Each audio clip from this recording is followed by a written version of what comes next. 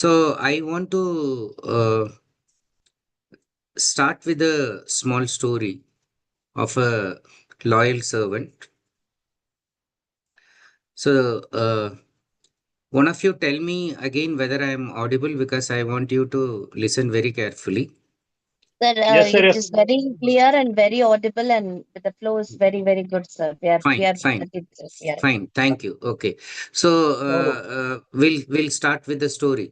Now the story is about one master, one human master, and he has a very loyal servant, very obedient servant working with him for a long time. Whatever he says, that servant will be doing it. So one day the master said, take this envelope and then go there, take the gum there in the post office, paste it, and then buy the stamp for 5 rupees. Uh, and then fix the stamp and then put it in the post box. Okay.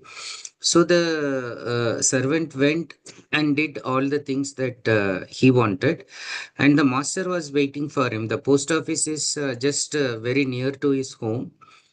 Hardly it takes 5 minutes to go, but 50 minutes passed. The servant didn't come.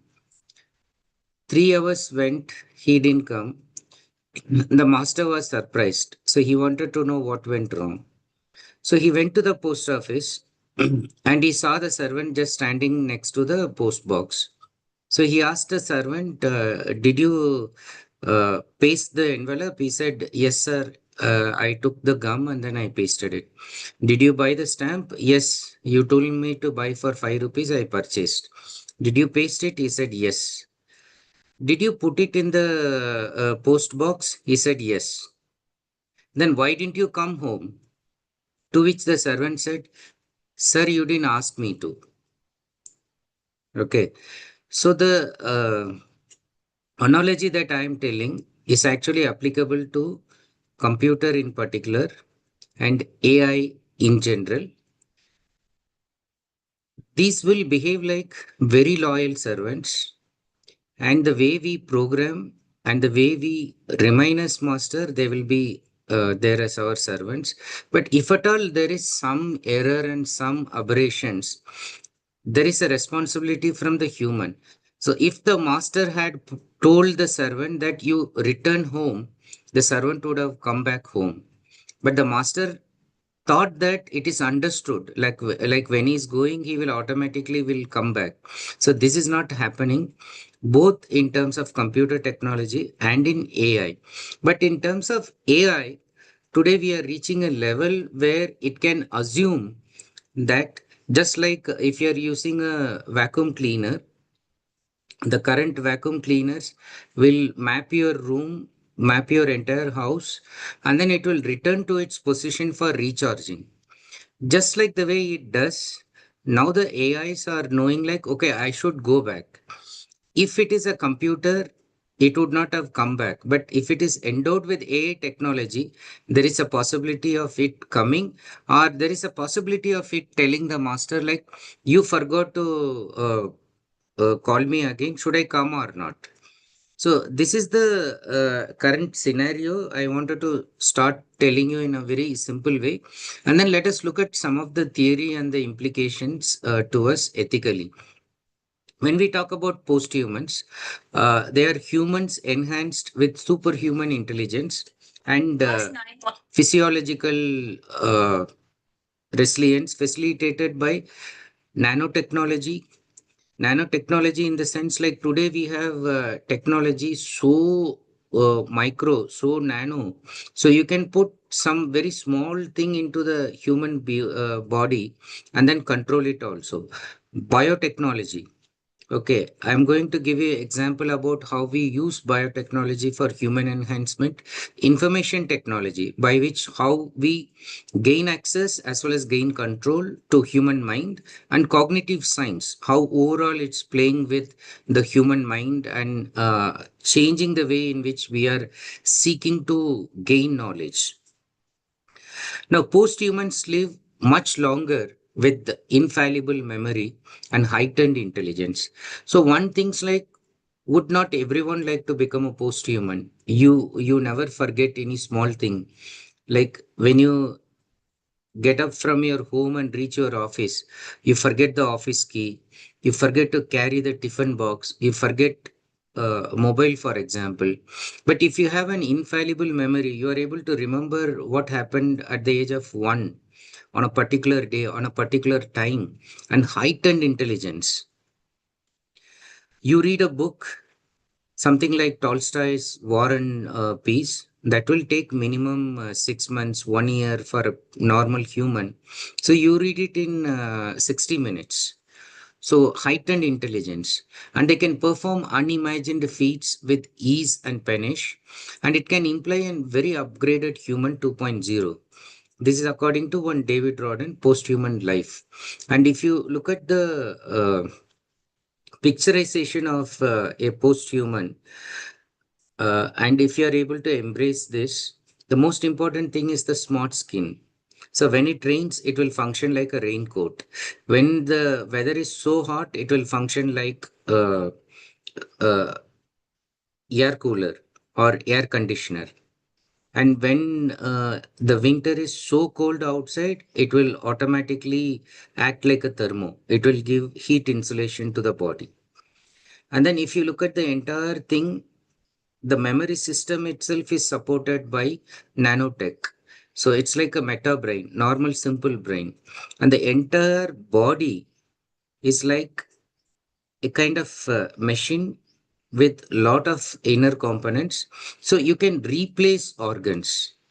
So today somebody will not like today people dying of heart attack. So the situation will be like the cardio flow will happen automatically. When it knows like there is going to be a cardiac arrest, it will automatically do what is required and stop that. So if we are moving towards this kind of thing, what about the ethics? And is it possible for all humans to embrace this kind of technology and benefit from that? So that is a big question. And there are other concerns like it can undermine our sense of humanity.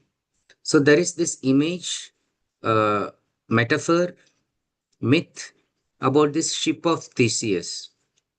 What is this ship of Theseus? Uh, Theseus had a ship, huge ship, in which they were like sailing for a long time and everything is getting worn out, and they change the part one after another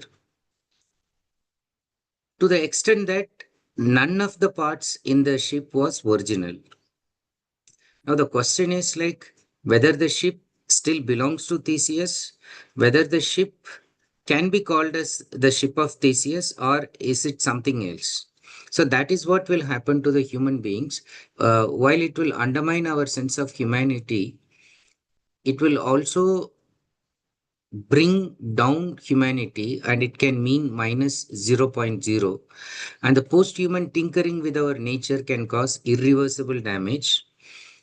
Even the body, you make some cosmetic touch, then it remains so. Okay. And it can lead also to a post Anthropocene Earth without its human inhabitants. Perhaps highly evolved AIs might endure. There are some very good film representations on this. There is this Terminators series. So if you have watched the last part, so it's about rise of the machines. So the humans are already taken control, and it's the AIs which are dominating. And today, so there it is picturized in the way AIs look like real enhanced robotic human beings. But today, the AI technology that we are talking about is completely invisible.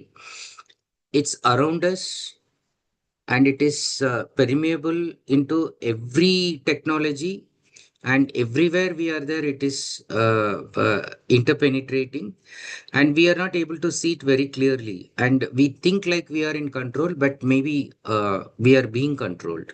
So the question is transgressing the biotic human desired over a cybernetic post-human? Major question. But before that, we may ask how we became post-human. It's the very famous title of Professor Catherine Hales. And she asked this question, and then she has written a book on this. And then some of the thoughts that made us become post-human.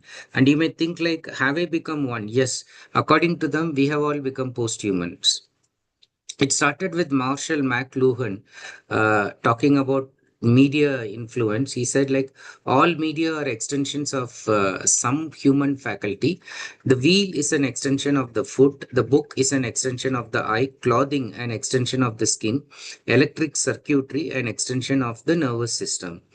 Now, in the cyber culture scenario, in the AI generated scenario where we are living, the extensions have become real. Things have become too human. Okay, and we do not know whether it's really human or it's whether artificial. And all extensions have gained so much autonomy that they have become real, and they define and give identity to the source or subject of extension. The times are also changing, and there is a cyborgian shift, there is an AI shift, there is a post-human shift that has already happened, whether you accept it or not.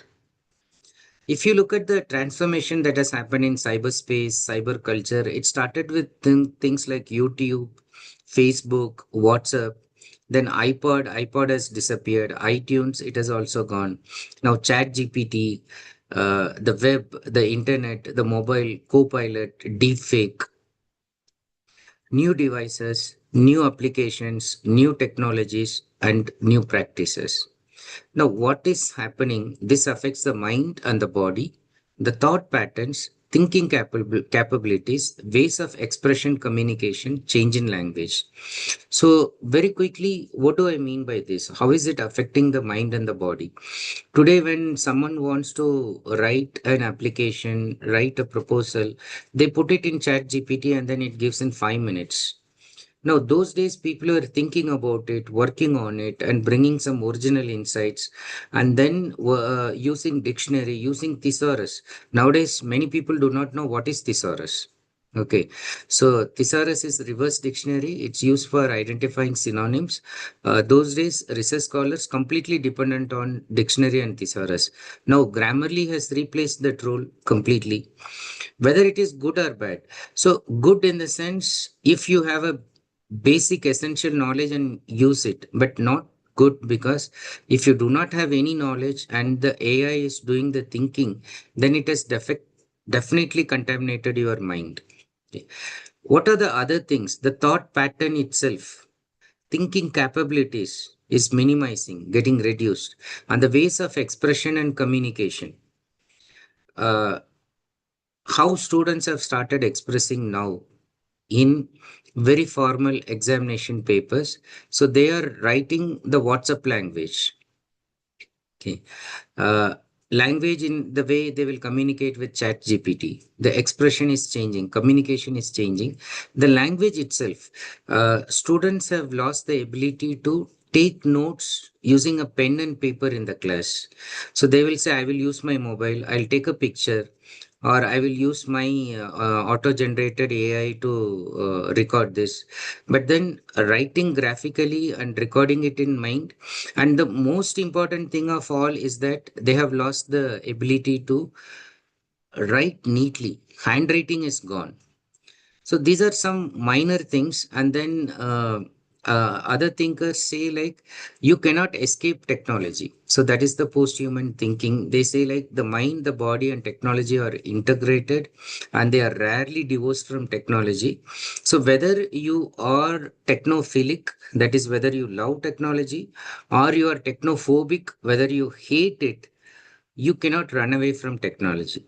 So when that is the ground situation, then what are we going to do?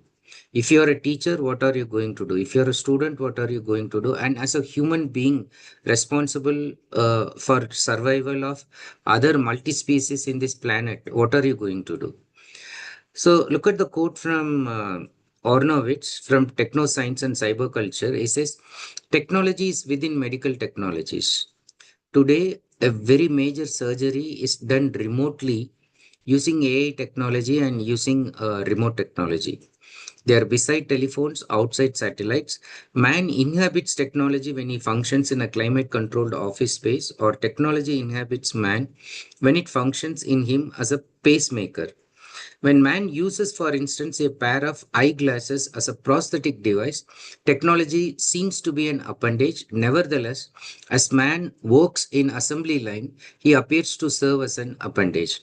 So, the question that I raised at the beginning, technology will be your loyal servant as long as you command it properly.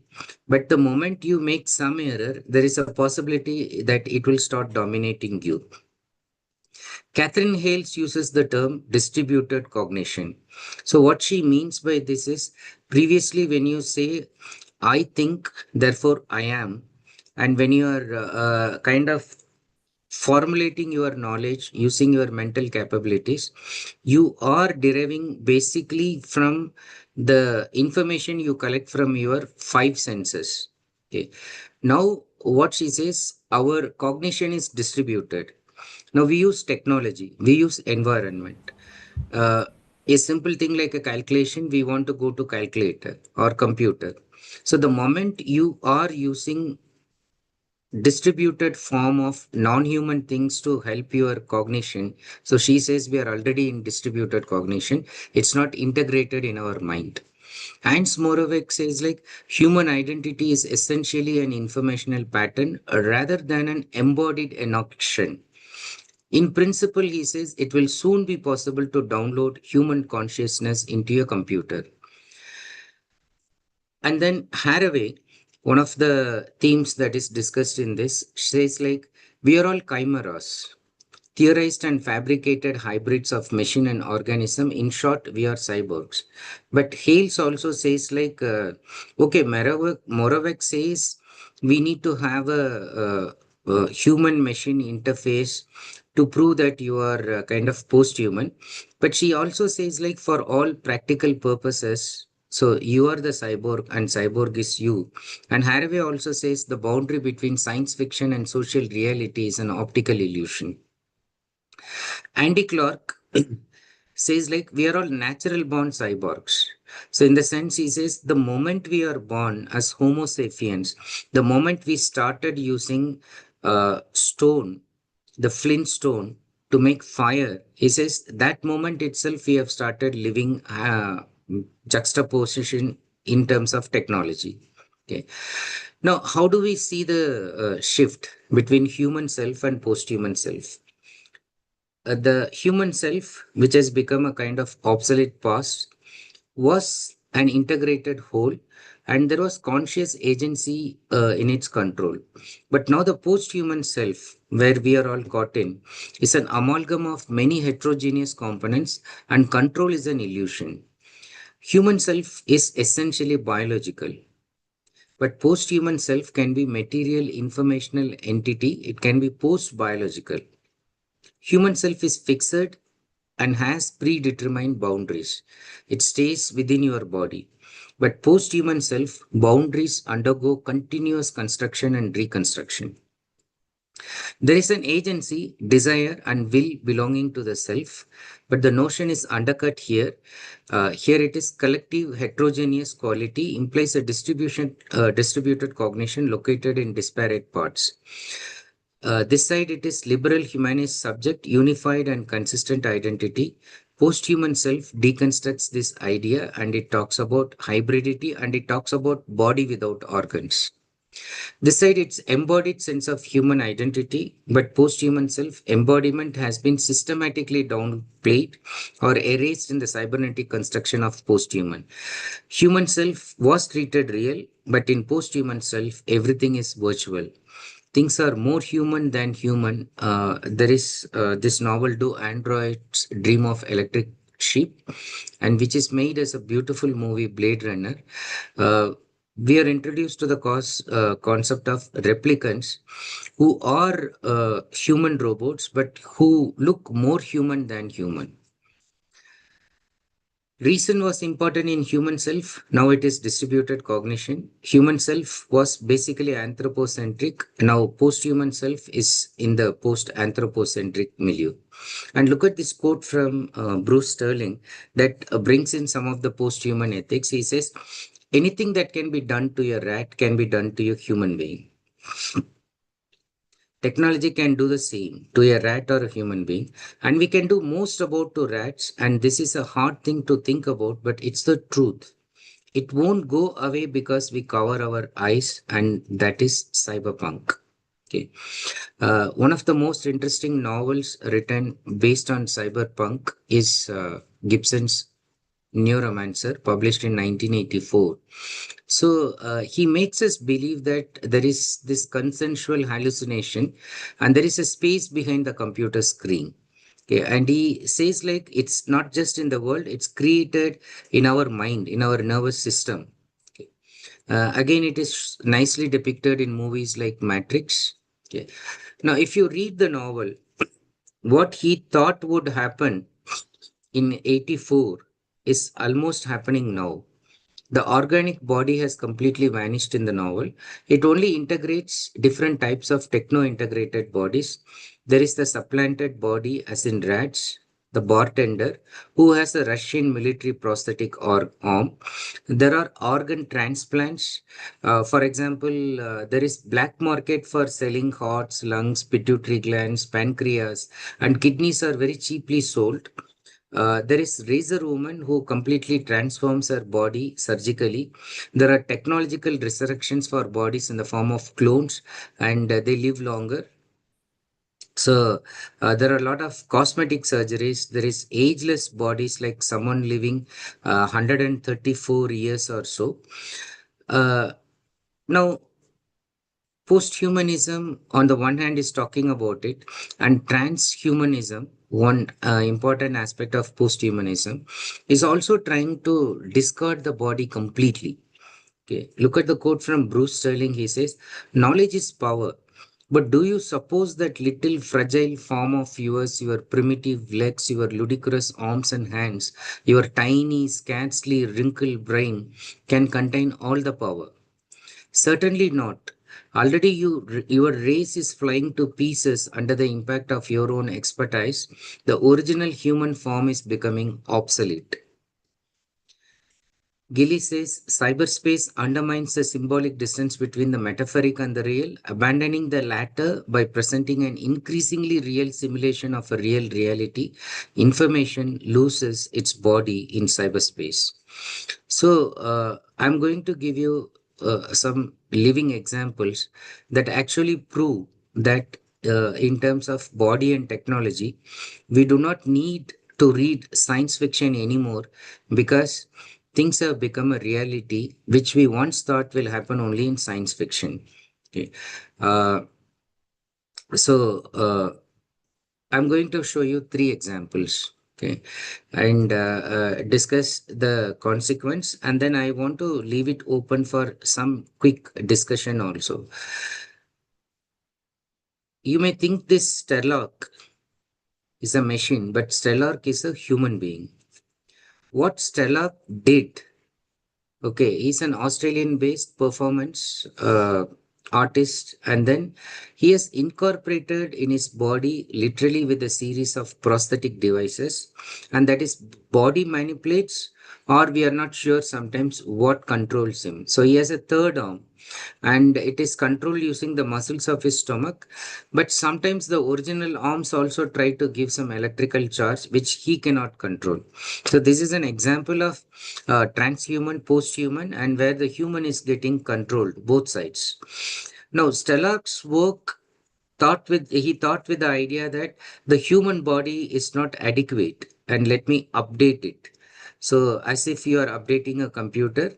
So he was saying like we have always been prosthetic bodies, like we are always having extended form of bodies, and we fear the involuntary, and we are becoming increasingly automated and extended, but we fear what we have always been and what we have already become, zombies and cyborgs.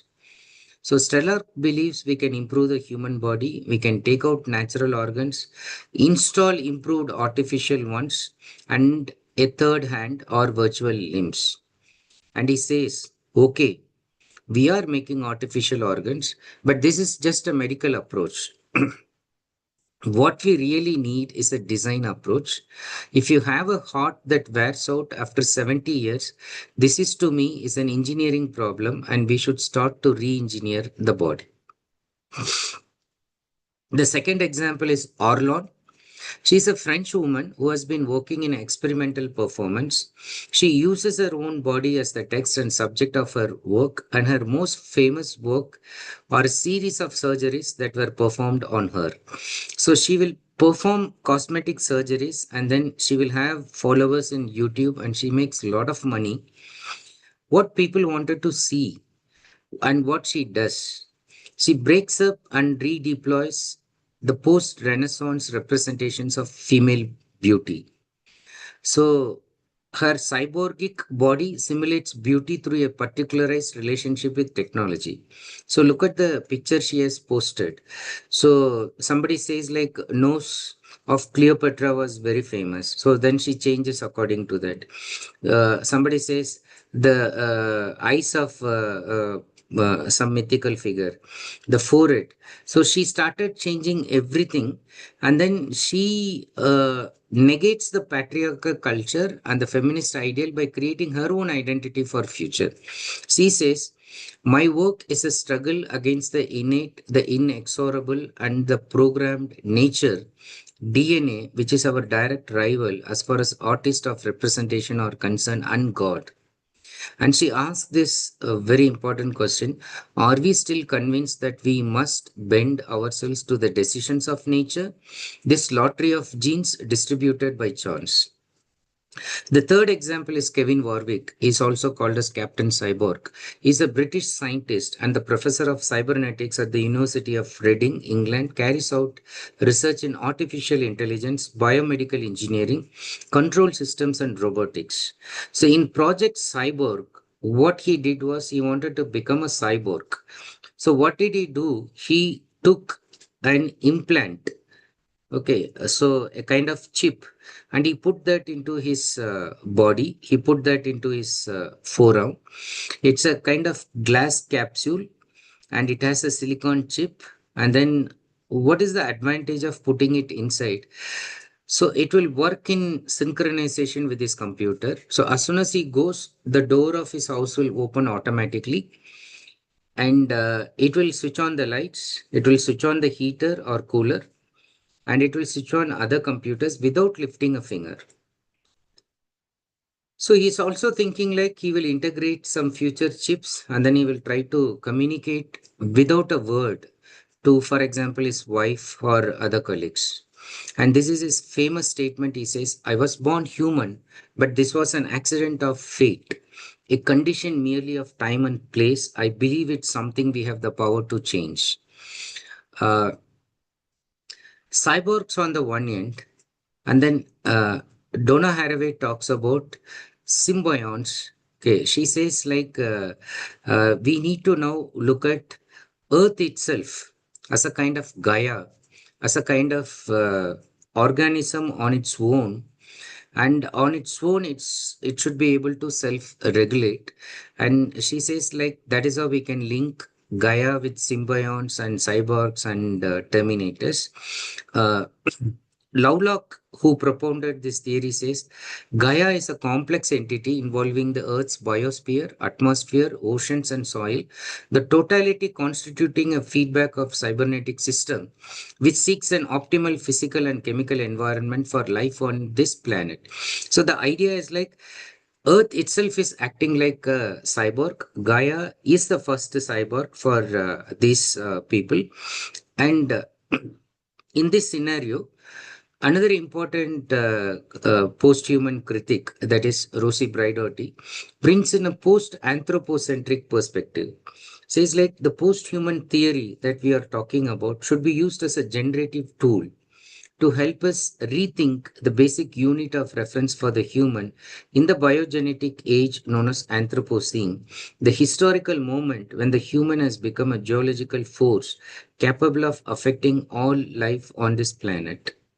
So the age in which the Earth's ecological balance is directly regulated by humanity is what we call as the Anthropocene age.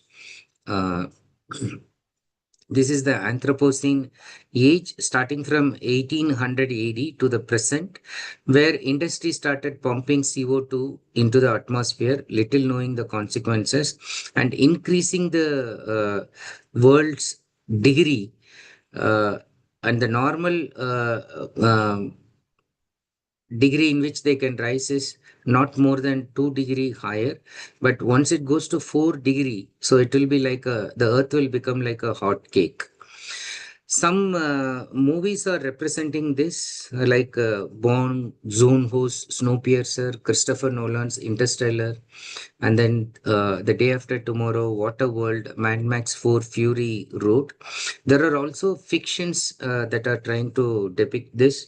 The term cli-fi is introduced by Dan Bloom in 2007, and novels like Odds Against Tomorrow, where we find scientists, futurists looking at the worst case scenarios for corporations and when it will be submerged by flood caused due to climate change.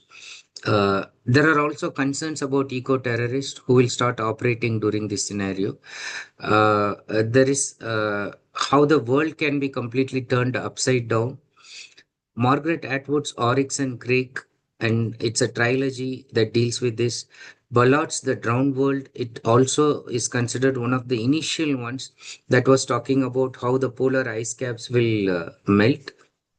John Brunner, Ursula Le Guin, these are all other writers, along with Harry Harrison, who think like population is going to create a major problem. The over population on the planet, it will cause food shortage. It will create genetically modified foods, and whether they are healthy or unhealthy, whether they are going to sustain human or not, is not very clear.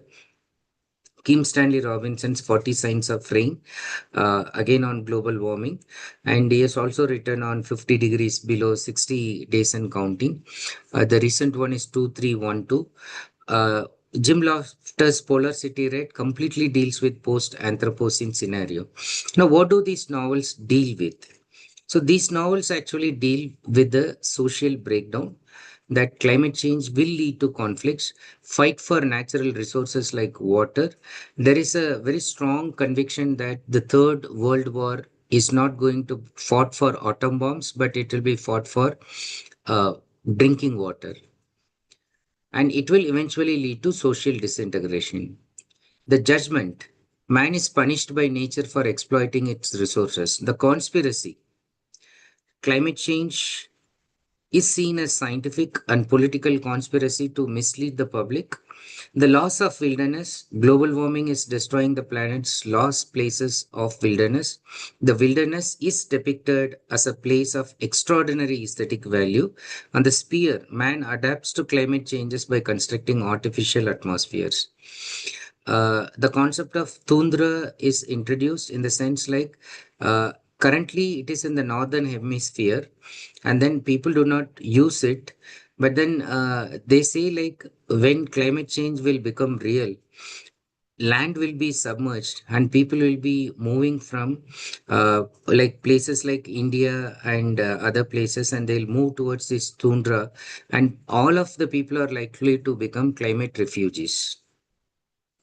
There are some preventive mechanisms, like for example, Svalbard is there in Norway. It's a kind of place where they keep all the seed vault intact, and it's situated north of mainland Europe. It is about midway between continental Norway and the North Pole.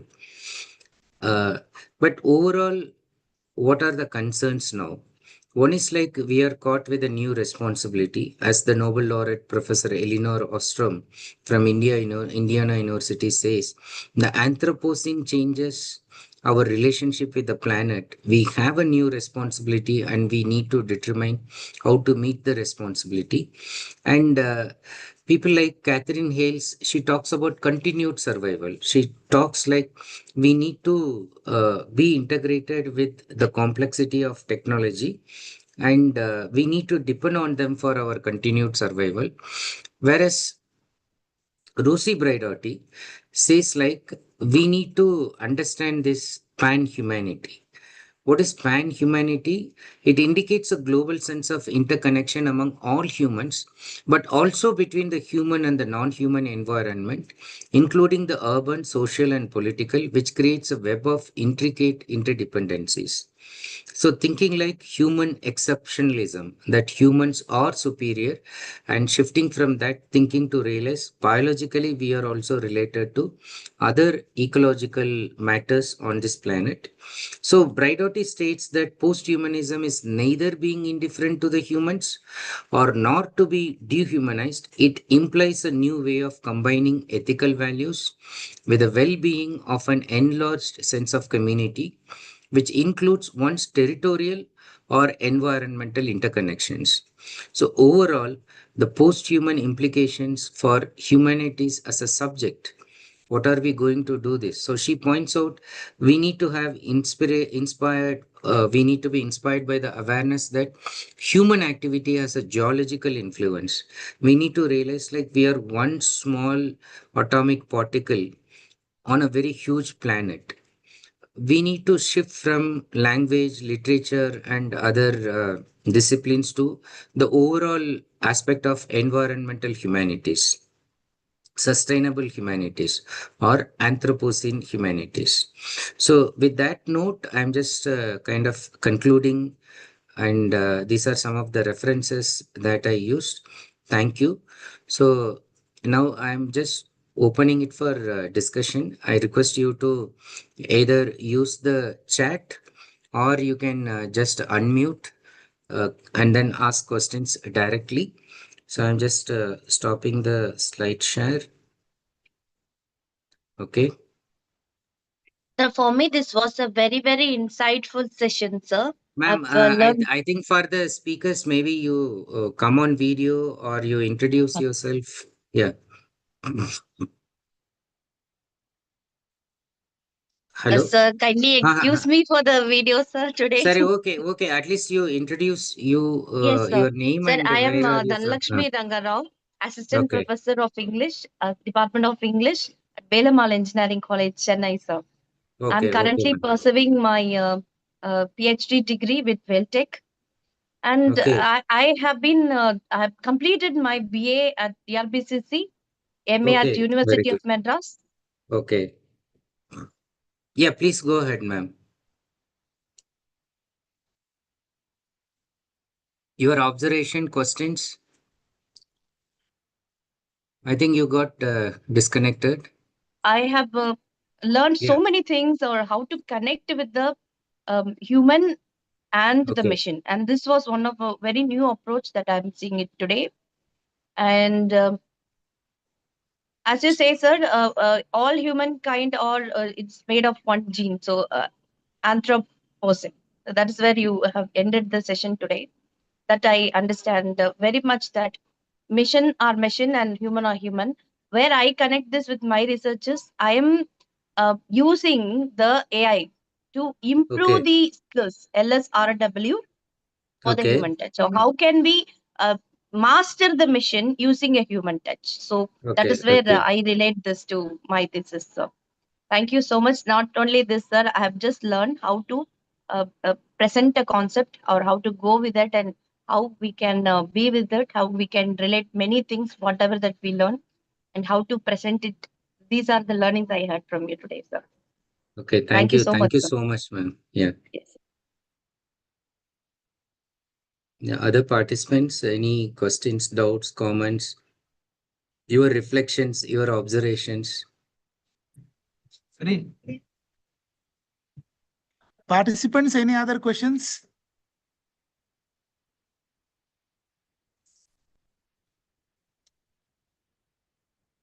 Hello, sir. Participants? May I have a question Yeah, with you, sure, ma'am. sir? Sure. Yeah. Just one Sir, line introduction of you, your name, where are you from, so that others know. Yes. okay, sir. I am Satparaji. I am from Tyagaraja College of Engineering, Madurai, sir. Okay, ma'am. Okay. Yeah. Sir, just an observation. It was an enriching session, sir. Okay, Talking a ma'am. lot about cyber and this. What I want to ask you is, how will you see the future to be, sir? If this technology intervention and this AI tools are overpowering in the sense, how will the future of the education be? Can you anticipate any of the outcomes of that, sir?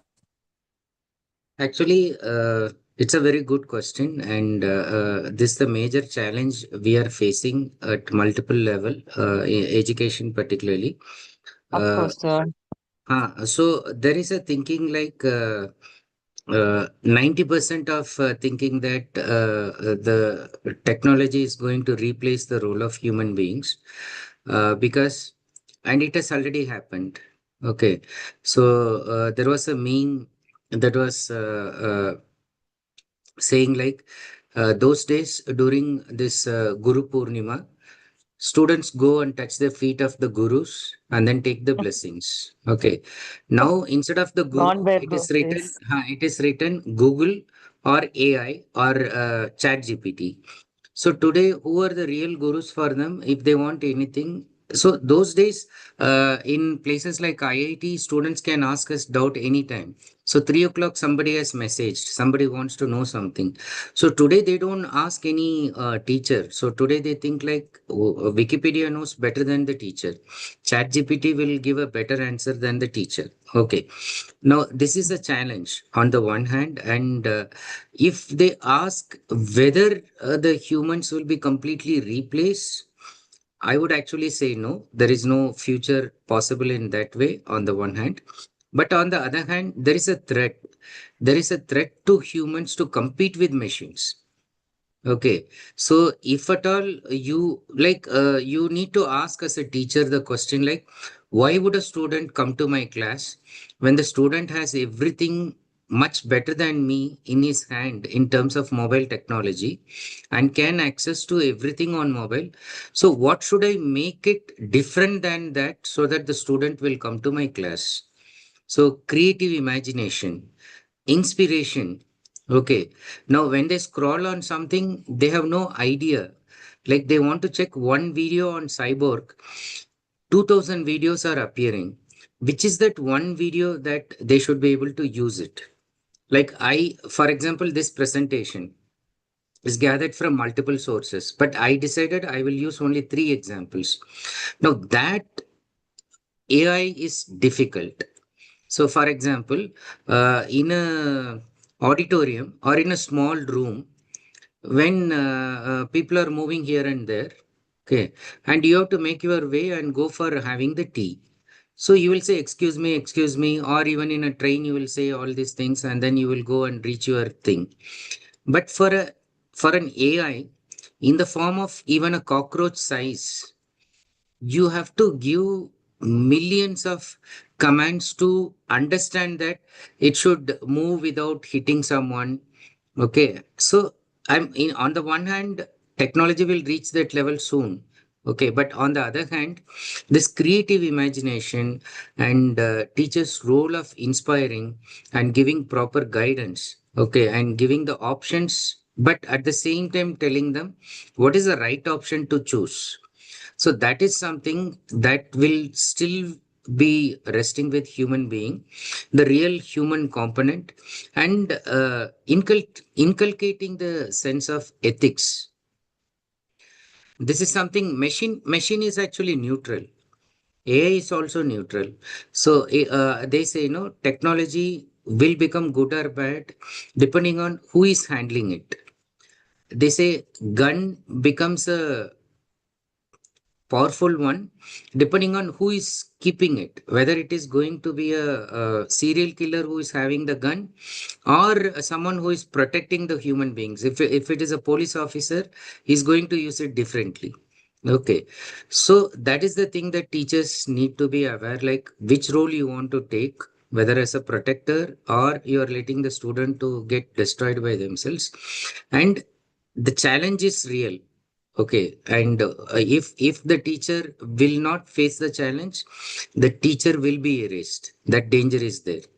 But teachers cannot be erased because of the human components, and they will survive no matter what. But the question is the way it happened in COVID technology, COVID time. So schools invariably said like teachers, now you go for Google platform, Google Classroom, and it is freely available.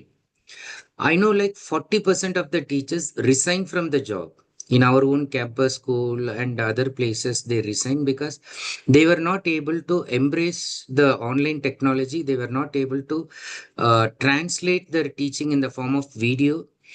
Maths teachers, science teachers were finding it very difficult, but those who realized, they found that this is fun. It took sometimes more than 5 6 hours to create 20-minute one, but once they did, they realized like they have survived it and they have reached another level.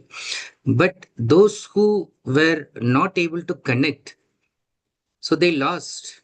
So that is what technology is going to do. So they also use this term, uh, technologies growth in terms of irreversibility. So it will grow geometrically, and our progression will be arithmetic. So we will go 1 plus 1, 2, but it will say 2 will become 4, 4 will be 16, 16 will be 32. It will progress that way. Are we going to catch it up? It's really difficult. But what we need to do is identify what is essentially human and then foreground on that, play with it, and that will make people realize like we need to keep this thing intact. And then that will make the students come back to the classroom. And that is the challenge we face now, how to bring them back to the classroom and how we can make it interesting and challenging for them. Yeah. Thank you, sir. Thank you for that elaborate explanation, sir. Okay, ma'am. Thank you. Yeah. Yeah. Other questions, comments, observations, any reflection?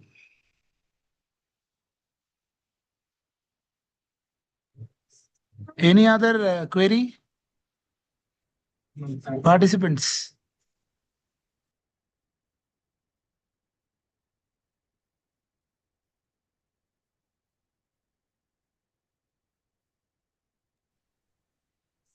Yes, sir. Thank you so much. I think there are no queries, but it was very enlightening to listen to you. And you joined early in the morning. We apologize for initial hiccups, but it went on well. Okay. And Thank you. it was honor to listen to you. And participants also joined. There are participants from YouTube also. It Okay. is lively being streamed also. Okay. And thank you so much, sir. Okay. We Thank you. are very much glad that you joined despite of your busy schedule. Today is Saturday also. So we are very much happy. Thank you so much, sir. Thank you. Okay. Thank you. Wish you all the best, all participants. I hope the conference will give a very impactful message to you, and you carry it and reflect and then try to implement that in your daily life. Thank you. So I'm just signing off then. Yeah, thank you, sir. Thank you so much. Okay.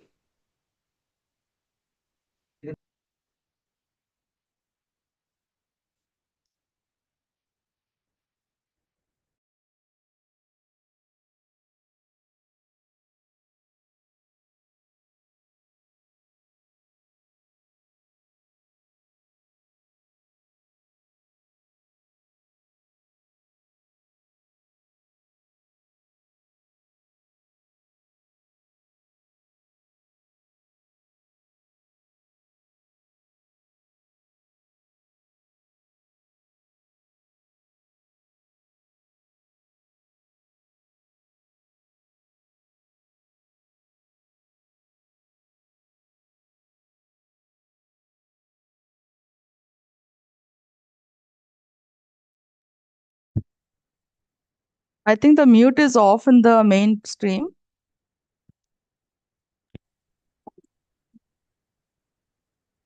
As Dr. APJ Abdul Kalam basically said,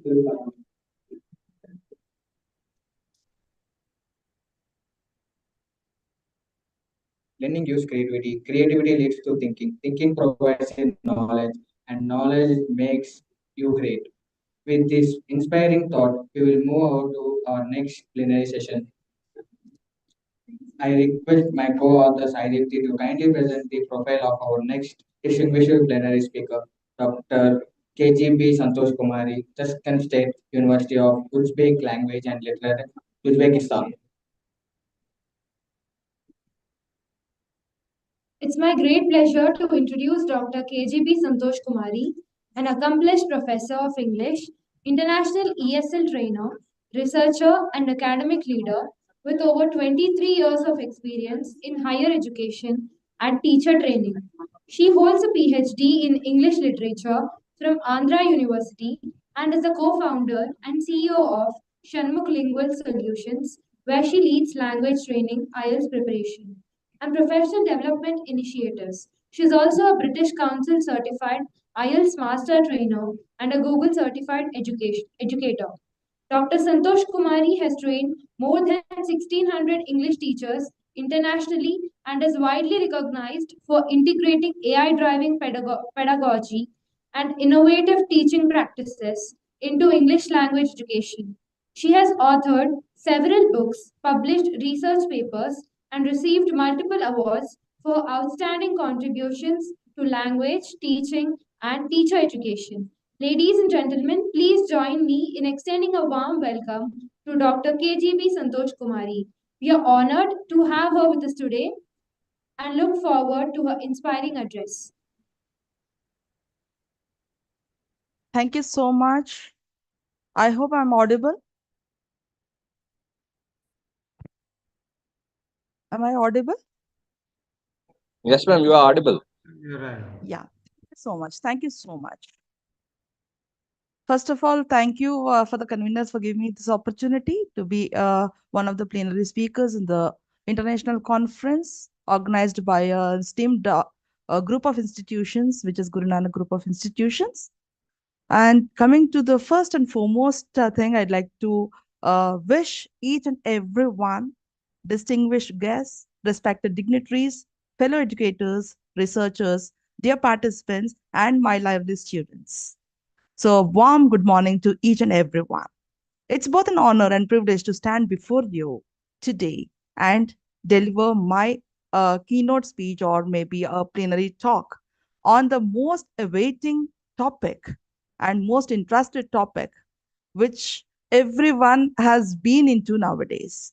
So, my topic is transforming English language teaching through artificial intelligence, enhancing student learning and teacher effectiveness in a global context. Let me begin with a simple question. What if every learner in our classroom could have an opportunity to have a personal tutor every day, 24 by 7? Is it sounding good? Yes, I think whether the teachers accept it or not, but each and every student accepts. And I think on Guru Paurnami Day, there are some statuses where they just mention Chat GPT and they just pay Guru Paurnami wishes in the WhatsApp, which is alarming for many people. So when we're talking about this, a tutor, it's a personal tutor, and even not only students, even the teachers, because when we come to one age, so we don't want somebody to advise us in front of somebody else.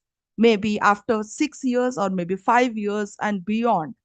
If you want to learn something, if you learn on your own by taking the elders' advice, then yes, it is very interesting. And it's not like introvert, it's not like extrovert.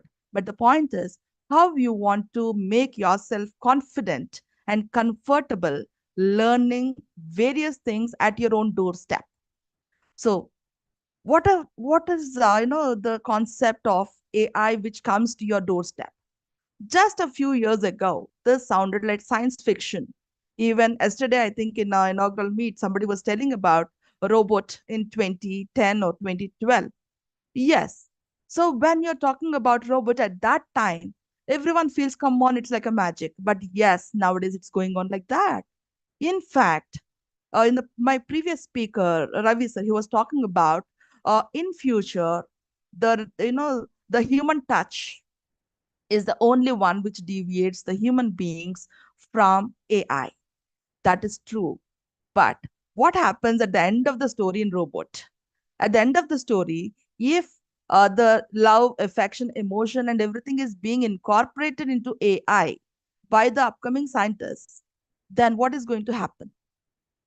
We don't know. So we can't trust AI. At the same time, we can't exclusively rely on AI. At the same time, we cannot ignore it. That's very important. So my simple question is, can AI replace teachers? Definitely no. If we upskill ourselves, if we upgrade ourselves, if you give a confidence in each and every student that if I go to this teacher, she or he can help me in upskilling myself. Just question yourself. If anybody is able to do that, yes, no AI will beat you off. But the point is, if the answer, because I'm asking you to question yourself individually, if the answer is no, then there is a necessity and requirement to upskill yourself. Because students, they can read everything at home, but the only point is trust. So they trust the teachers, they trust the institution for their upbringing. So, being teachers, it's our minimum responsibility to upskill ourselves and upgrade ourselves in order to make sure we need to compete with the Gen Z, Gen Y, and Gen Z generations.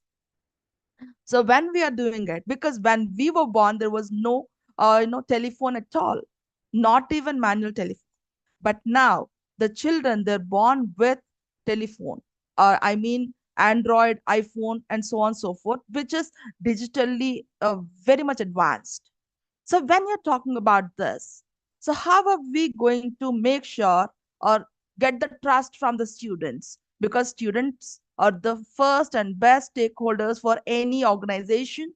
Without them, there is no organization at all. So the point is, AI will never replace an upskilled and upgraded teacher, but it always replaces a teacher who never wants to learn. Learning is very essential for any teacher, like a student. Always, any teacher should be a student. You need to keep on upskilling yourself and upgrading yourself. So, when you're talking about the most important thing, today, I invite you to explore how AI can become our teaching partner rather than our competitor. At the same time, how it helps the students to have the course engaging, personalized, inclusive, as well as effective English language classroom. So, without any further ado, I'd like to introduce myself. I'm Professor KGB Santosh Kumari, a member of the Foreign Expert Council, Ministry of Preschool and School Education, Uzbekistan, and visiting professor in various universities, international ESL trainer, and British Council Master Trainer and Google Certified Educator. In fact, I've been an NLP practitioner and transformational coach as well, and a passionate advocate for integrating technology with language classrooms. So, over the next few minutes, I hope you all are with me. So, we'll explore how artificial intelligence is transforming English language teaching from personalized learning and intelligent feedback to classroom innovation, teacher empowerment, and the skills our leaders or learners need to thrive in the 21st century. So, let us begin this exciting journey into the future of English language teaching. So, yes, before we discuss how AI is transforming English language teaching, let's first understand why the transformation has become necessary. So, in this session, we'll be working on a couple of points which are very important. See, the first one is artificial intelligence is reshaping English language teaching by opening new possibilities for personalized, adaptive, and engaging learning. So this is the first and foremost thing which anybody should understand. And second one, AI is not here to replace teachers, but to empower them. Never think AI is a competitor. Think it's a supportive device or complementing your skills. Then, yes, you can achieve many things. And never, just give a thought and ask the AI to generate certain things. You get information, you generate content, because generative AI is everywhere. You can generate a lot of content, but what about the authenticity? Always you need to trust the books, you need to trust the authors, because the books are standard. And the same time, I don't ask you to go and read each and every book. Even AI will give you the information and the sources. Just have a look at it and confirm whatever AI is giving is correct or not. If you feel that it's correct, then you can authoritatively say that it is exact and you can trust it. Otherwise, in Google, if you see some information, there's so much of false and fake information around. And ChatGPT or Gemini, whatever sources are there, they will pull the information from Google. So when they do that, what happens? Times, if you have no point of checking the content, then what is going to happen? So the most important thing is be cautious. Be aware that Google and ChatGPT also will make mistakes, the errors. So be very cautious about it. Now, AI tools can enhance all four languages because this is very important. And today I'll be telling you how. So stay tuned.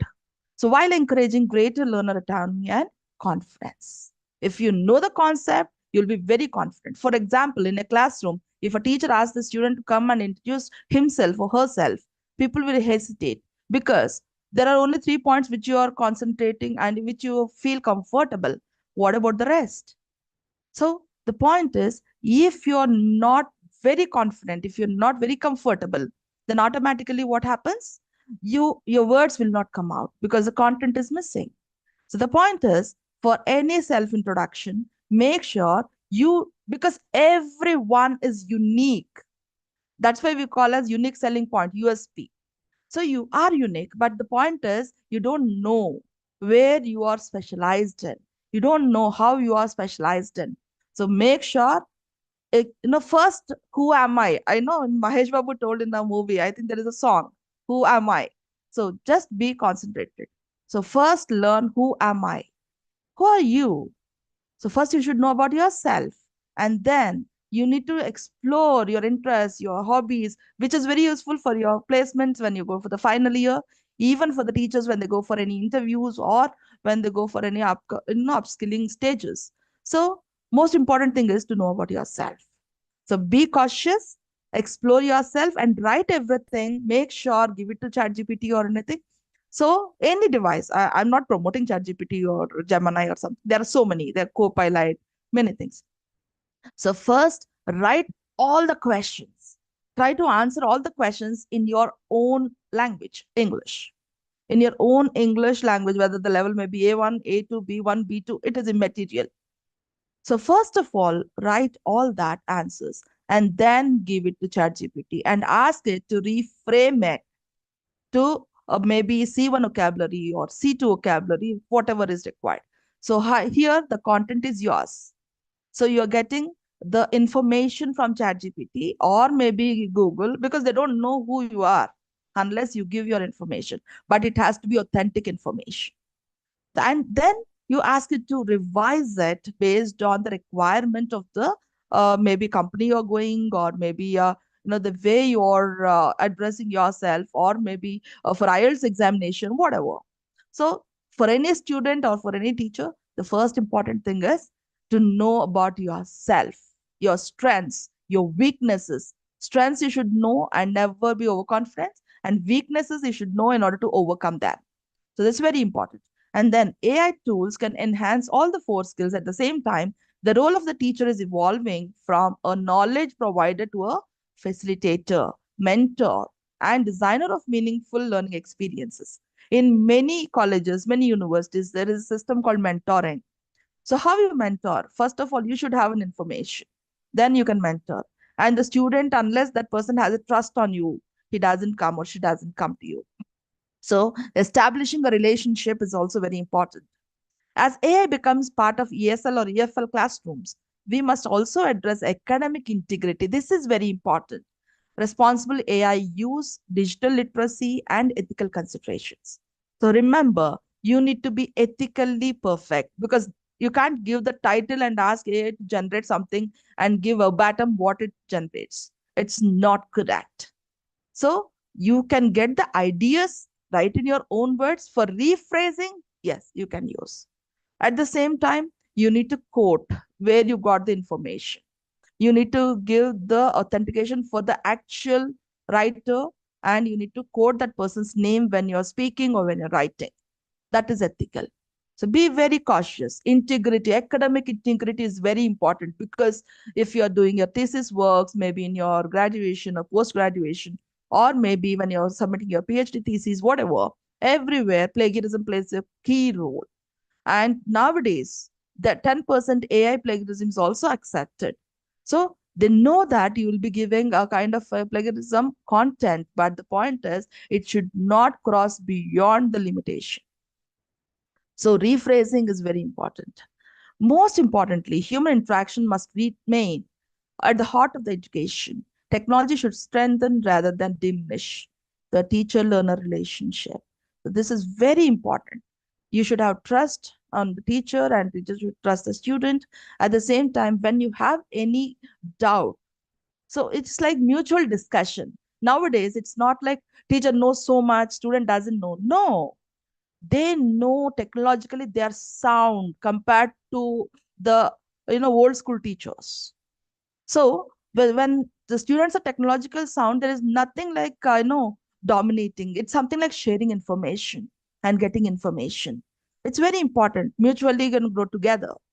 And when you're talking about this most important thing, we are going to talk the human approach of AI.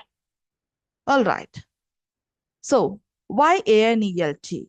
So, first, as I already mentioned, artificial intelligence is transforming how English is taught and learned by making learning personalized. In the beginning itself, I told you, personalized, interactive. See, when you ask a question to somebody, or maybe if you have a doubt or something like that, you may feel they may they may criticize you later, but AI cannot do it. Simply, whatever questions, even if it is silly, Tom, Dick, and Harry kind of questions, it's okay. You can ask. It will give you answers. The point is, learn the language. Try to acquire the language. So when you say some sentence, tell the same sentence to AI and ask it to reframe it in a proper and formal, polite way. It will give you the statement. Just try to learn it. Next time, try to use it. Very important thing, it's not simply give the prompt to AI, copy paste, and generate. No, learn out of it. Then it will be helpful. If you copy paste, it will never help anybody to improve your knowledge. It may finish the work at that particular point of time, but it will not enhance your knowledge. So learn through AI and implement and apply when the situation comes. That's very important. And then AI shifts teaching from teacher centered to learner centered environments. This is very important. Now, what is AI in language teaching? So the first thing is it analyzes learner performance. Like you have many apps, which we'll be discussing a little later. So it will analyze learner performance, adapt content automatically, and then provide real-time feedback and simulate human interaction. So this is very important. And then examples include like chatbots. Nowadays, for every company, if you have any query or anything, you will be going for AI. You will be typing in AI. So the point is chatbot will answer. It's a predefined one. I think if the CSE grads are there, they must be knowing about all this. And then speech recognition. This is also very important, like voice modulation and voice recognition apps are there. So you can improve your language skills, you can improve your pronunciation, you can improve the most important language proficiency. And then there are so many tools which helps you in order to adapt yourself, and there are many learning platforms. So when it comes to AI revolution in English language teaching in 2026, Springer Nature provided this information. Like AI is rapidly transforming educational practices, offering interactive, personalized, and responsive support for both teachers and learners. And beyond digital acts, like for example, AI tools are moving beyond traditional digital aids to become integral to pedagogical design, embedded in curriculum planning, assessment, and daily instruction. So this is very helpful for the teachers. There are two applications which are very helpful and almost free of cost for the basic versions. If you want to go beyond, you need to pay for it. They are school.ai and magicschool.ai. If you want, you can jot down these two names. They are very, very helpful for any teacher. You can generate n number of lesson plans based on the IQ of the student, based on the requirement. You can generate the question banks, you can generate the questions, and in fact, you can generate various modes of teaching methodologies, and you can create the content, create the exercises. It helps you jam public, it helps you like anything. But you should know how to generate, what prompt to be given, and what is the need and necessity, and you have to work on how it is helpful for the students, and like their IQ groups and all that. So when it is related to democratizing AI. So there are four different concepts. One is generative AI, which every one of us we know, like ChatGPT, Bard, Gemini, or the Copilot, and so on and so forth. Where if you give some prompt, they will generate. That's why you call it as generative AI. The content must be authenticated. You need to cross check and cross verify. And speech recognition tools, it talks about the fluency, and you can follow it up, and you will be learning out of it, and so on and so forth. And automated writing evaluation, this is very helpful, like write and learn and all this. So these are the applications which helps you, provides you a platform where it will give you instant feedback, it will give you a kind of corrections, especially in like Grammarly or Quillbot, and so on and so forth. And then intelligent tutoring systems like chatbots. So when you're talking about chatbots, it will give you instant answers for whatever question, but the questions are predefined. So this is very important to be noticed. And then when you're talking about the key applications of AI, so the first, personalized learning, which AI tracks learner progress and adapts difficulty levels. And then it customs vocabulary and grammar exercises. When it comes to speaking and pronunciation training, real time feedback on pronunciation. This is very important. When you speak something, if you get instant feedback on where to improve, what to improve, where are the errors, then it will be very easy for you to improve yourself. And then accent training using speech recognition. So this is very, very important. And you have a couple of AI trainers nowadays. If you go to like Bitsy, or maybe you can have verbal voice kind of apps. You can just have a look at, click on it, and you can learn out of it. But of course, majority of the AI applications are free of cost. Sorry, or paid, but basic versions are free of cost. So once you know how to do it, where to do it, then yes, you can apply them.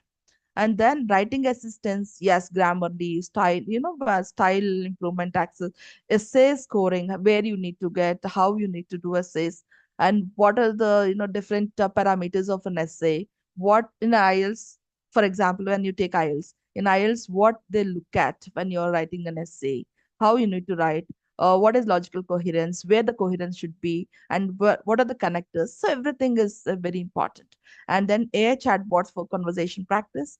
So it's like simulated real life experiences. Like, for example, English conversation practice app is there. Like, it's a mobile application, free of cost. You have 700 plus conversations where you can take the turns and you can talk, learn, and listen to your own voice. And just see, cloning also may happen there.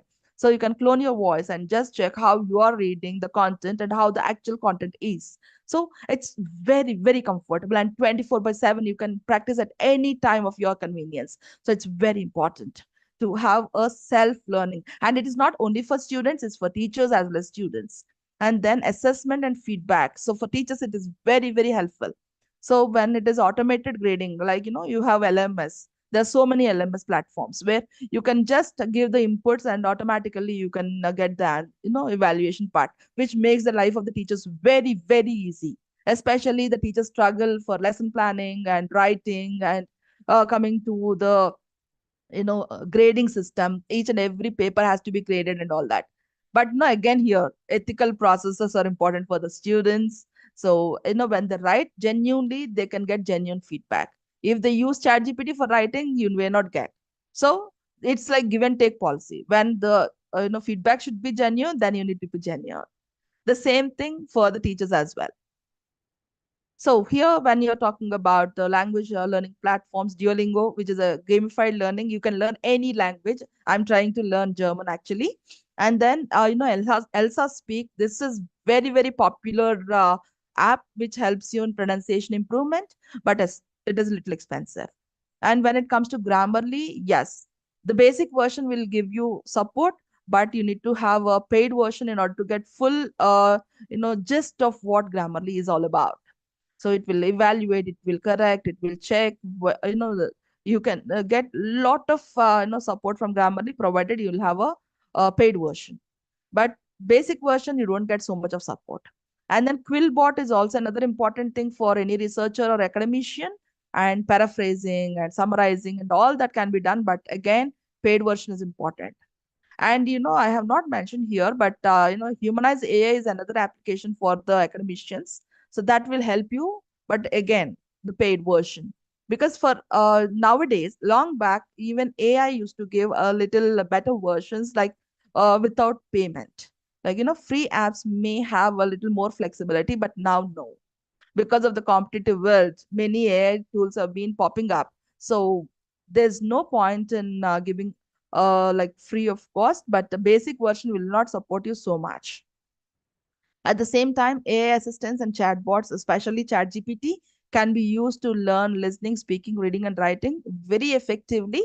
And if you have a paid version of ChatGPT, it's almost like competing with Canva, where the posters can be generated, everything AI related, invitation cards, posters, everything. If you give inputs, it will generate. And I think everybody must be knowing about Claude.ai, which almost have the similar kind of features and beyond this. But I tell you, for everything, it has to be paid. Even you can create some kind of, programming also. Like if you are CSE grads, you can do by using Claude AI. You can generate websites also by using Claude AI, but it has to be a paid version. That's very important. Yeah, YouTube AI recommended learning videos. There are n number of YouTube videos. Now YouTube become a kind of Wikipedia for many people. But again, be very cautious in the authenticity of the videos. So that's very important. And then, as I told you, ChatGPT content creation, ChatGPT can be done, now DeepSeek or Perplexity. I think in India, for 1 year for Airtel users, it is given free of cost, but we don't have the facility. If you want, you can use the Perplexity, which is uh, done by an Indian, which is a privilege for all of us. And then BART and Copilot. These all are the different platforms where you can create the content. And here there are a couple of tools which are very helpful. So skybox.blockadlabs.com. This is very interesting for any English teacher who loves literature and who wants to generate the interest in creativity among the students. So here, when you open this app, if you want, you can try it also. But first 5 presentations are free of cost. Later, you need to pay for it. So if you have some content like a nature description or a kind of description of a place or something, if you type it, the image visually will be generated. So the students will be very much interested to just have a look at their own creativity. They can write in their own words. So meanwhile, the language proficiency will be developed. Even they can write their ideas to ChatGPT and ask it to generate the exact figure of what they visualize, and they can copy paste that. But the point is, they need to learn what GPT has created. So again, I'm telling you, when you just give a prompt and leave it like that, it will not be helpful for anyone to learn anything. So when you want to learn something, if you give input, what ChatGPT generated, you have to have an idea on that. You should know what is the sentence framed by ChatGPT. Next time you need to apply it, you need to use it. That is very important. Then it will help you like anything. And natural reader. This is very important to improve the pronunciation. Here, whatever content you give there, there are different cloning voices. So, from one from US, one from UK, one from India, something like that. And you can create your own clone voice. So when you read, automatically the voice which is cloned there will read. So you can follow it. In such a way, you improve your pronunciation. Even Love Voice has a similar kind of features. And then wordwall.com, it is very helpful for all the teachers to generate n number of activities in the classroom, because nowadays the children, they are techno equipped, so they love using technology, they love using mobile phone. When you say no for using mobile phone, they will use it under bench. Instead, you can encourage them to use mobile phone with the support of your director or your HOD or your concerned authorities. So make sure they shouldn't deviate from whatever task you have assigned, and it is in the hands of the teacher to make sure the students use the mobile properly in a classroom, which we call as mobile assistant language learning. But again, if you cannot control them, better not to use any kind of thing like this. So otherwise, it will be a problem for the actual teacher who has been working on it. And then when you create this, the students, if you have a smart board, you can ask the student to come and play and other students to answer those questions, and so on and so forth. So you can use word wall like anything for grammar, vocabulary building, and so on and so forth. And then ChatGPT, everybody knows. Speak and Improve is the most important project now. It is being led by US and Cambridge. So it's a research, initial stages. So when you speak there, they will give some questions related to IELTS, and it wants you to answer the question in some seconds. If the question is wrong, it will give you a hint, and it asks you where you are missing. It mentions where you are missing, so you can improve that. So it's like one to one. So no need of anybody else to be there. Directly you can download it. It's free of cost. No need of any payment. Write and Improve is also a part of that particular project where it improves your writing skills. So Echo Dot, again, you all must be knowing it. It's something like Alexa or something like that, where you can give the prompts orally and it will do it for you. And Gamma is most important application for providing PowerPoints, and if it is paid version, you can generate as many PowerPoints as possible. But the most important thing is your ideology will be missing. So you need to prepare your own PowerPoint presentation, and based on that, you can give the inputs to that so that it will be very helpful. So in fact, when you're talking about English conversation practice, it's a mobile application. So whatever I'm talking about is useful not only for English teachers, it's useful for any teacher who wants to improve your language proficiency, and any student who would like to improve his or her professional caliber. And when you're talking about Google Maps, if you switch on Google Maps, generally what we do is we'll just see that and do it. Instead, you can keep voice instructions so that you'll be learning how to give instructions, which helps you when you go to any other place where English is needed. And then instant podcast. There are many children who are very much interested in creative angle or culturals.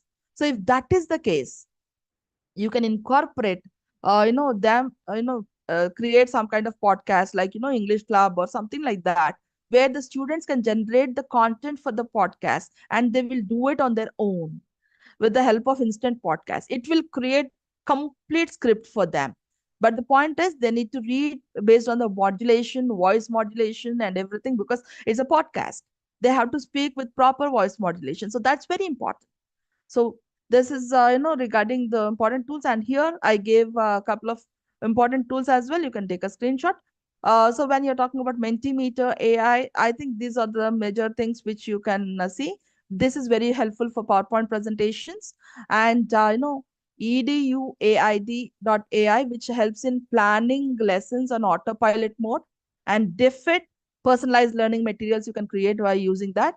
Audio Pen is very important, where transcriptions made easy. And then Canva Magic Studio, which helps you in AI powered design. And Brisk Teaching, which helps your AI, like it helps you in teaching properly. And then Khan Migo, personalized learning on demand. So this is also very useful for personalized learning.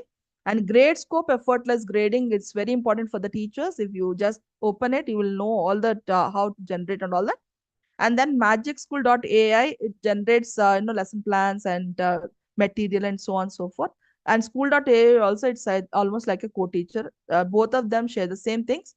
And then supermeme.ai, I think you can create memes, various memes based on this. And musicgen, It also helps you in creating, the people who have the music taste, they can generate the lyrics and all that. And Luma.ai also serves the same. And Notebook.ai, it summarizes the YouTube content and everything, which helps you so much. Don't need to listen so much. Directly you can do that. And then Napkin AI, which turn the text to visuals, which is very important. And Google AI Studio, everybody must be knowing about it. And 11, I think some 11 or something is there. That's also very useful. And then AI Avatar, which creates, 11 labs. So AI Avatar, which creates, different kinds of, avatars, and, it creates kind of audios and all that. And then Sora, it creates the video based on the text. And Hunter.io, it creates the professional email addresses. You can just check the professional email addresses by using this Hunter.ai, especially in LinkedIn and other places. You don't find the email addresses of the professionals, but you can get that and you can connect with them at the same time by taking the permission. And Apply Genie, it automates your internships and job search process, which is very important. And Dectopus AI, which is again for presentations. And 30 seconds code, it's something like coding. So from frustration to fluency. One second. Is my voice not audible? Audible, ma'am, no problem. Yeah, thank you. From frustration to fluency. So when you're talking about traditional language teaching and learning, it always meant isolated study or delayed feedback and one size fits all materials. Like, for example, we have a textbook. We teach everyone the same textbook. But the point is, the teaching methodology can be changed based on the need and requirement of the student, because every student may not have the same taste for same subject. So it is in the methodology which you apply in that makes the students comfortable. And with the help of AI, they will get instant feedback, and AI is 24 by 7 always available if the internet is available. And then it creates a personalized path. That's very important. So the future of ELT, AI as a complement, not as a replacement. This even Ravi sir told the same thing. Even I mentioned the same thing, provided if you upskill and upgrade yourself. And the role of teachers in AI era, AI will not replace teachers, it will empower them. Teachers should guide ethical AI usage.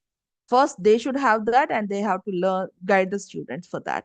And then design meaningful learning tasks and provide emotional and cultural context and blend AI with human interaction. So you can say, let's do this. You don't tell, I will tell you, because immediately students say, I know better than you in AI.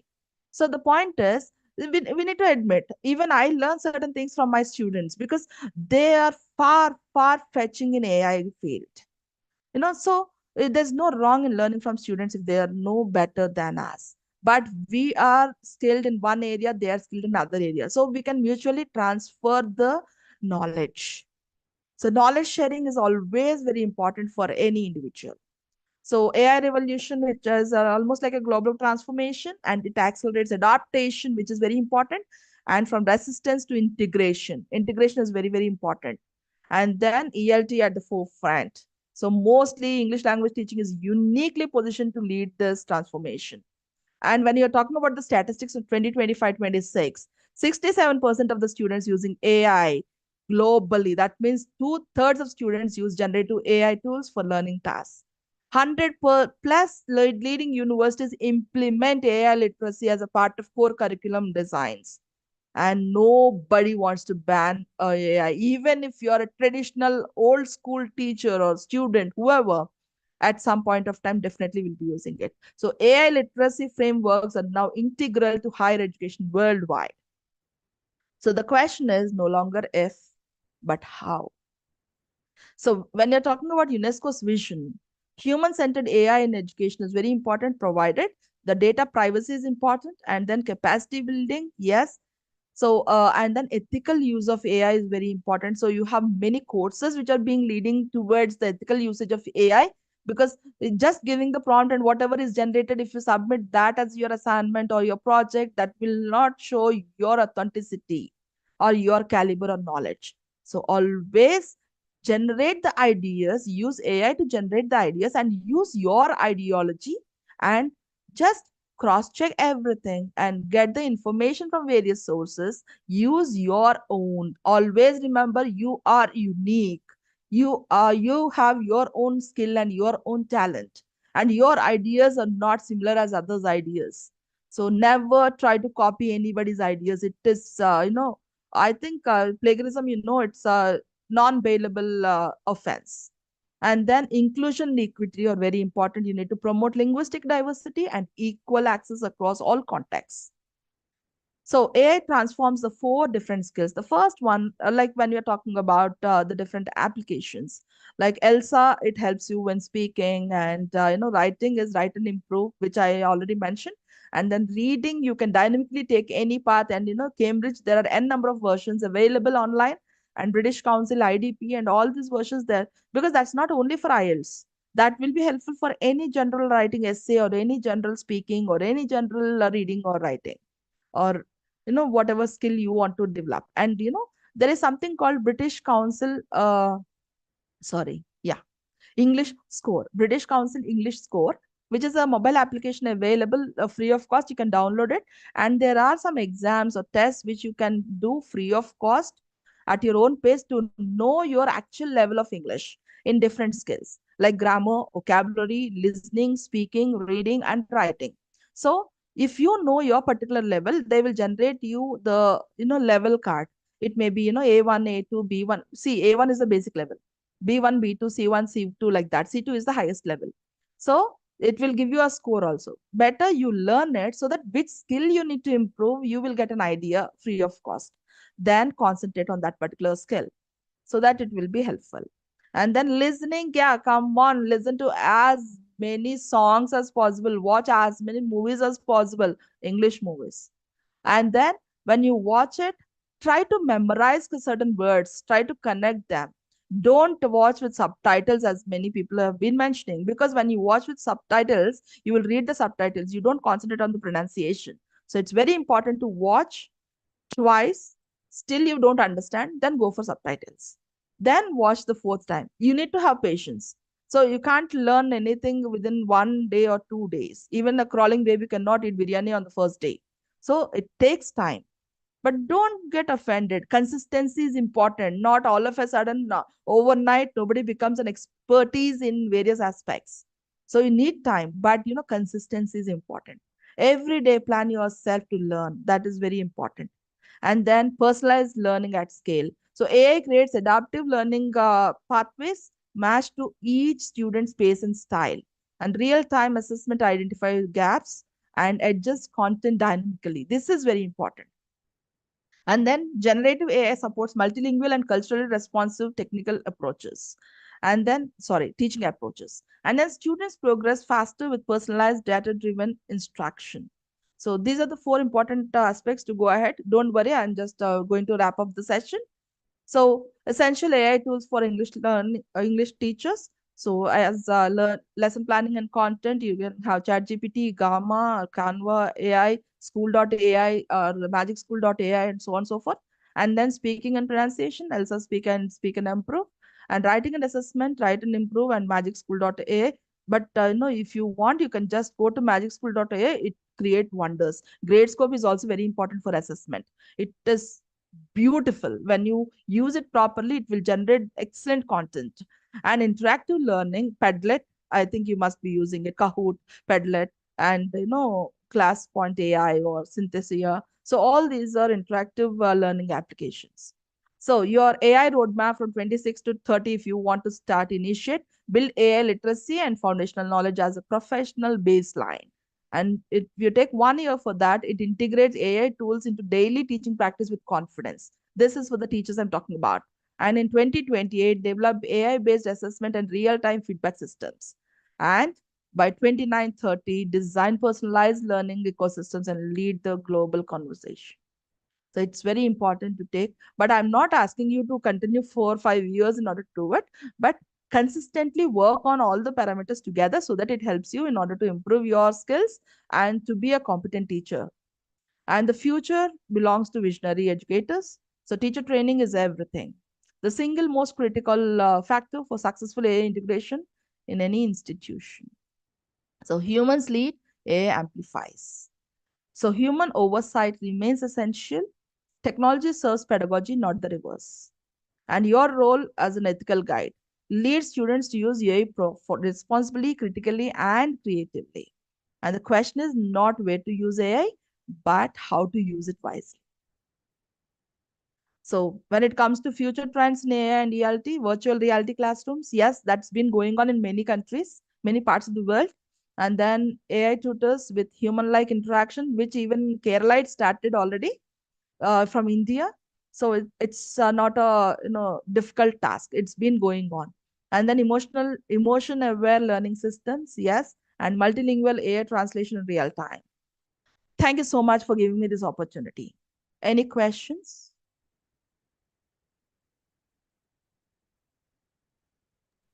Participants, any questions? You can ask questions. If there are any questions, please, you can unmute your video and you can ask your questions.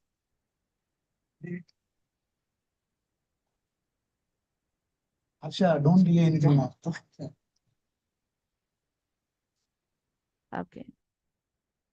Okay, thank you so much, madam. I think they don't have questions, but in the chat box, I can see some question. Just 1 second. Thank you so much, sir. I'll just see. But I couldn't find any questions in chat After this, box. we will end up, sir. Next, what's the session, sir? May I ask a question, sir, if the time permits? Yes, ma'am, please. yeah. Ma'am, you said we have to ensure the ethical use of AI, right? Is there any proven method that the ethical usage of AI is checked? Ma'am, actually, when you're talking about ethical use of AI, in general, the student fluency and because being a teacher, when you're given any assignment or task, how the student does. And when it really comes for the projects and all that, they will be coming up with wonderful ideas. So the point is, in general, what I do is I'll be asking the student to say what is there. So if it is really done by that particular student, then he may come up with that idea. Maybe the language may be different, but the idea he can present. But if it is not done by that person, if it is done by AI, he will be quiet. So that is the method which I approach. Included.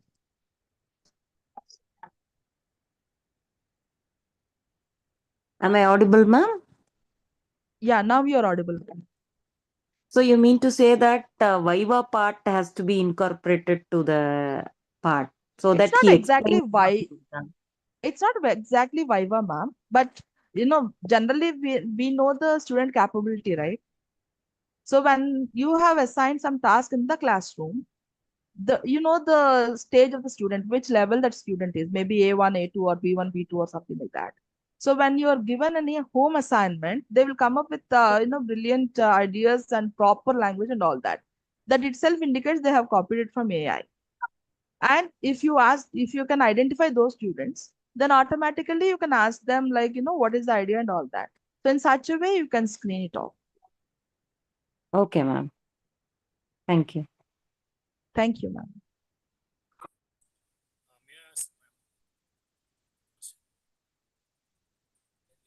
Any other questions or shall I log off?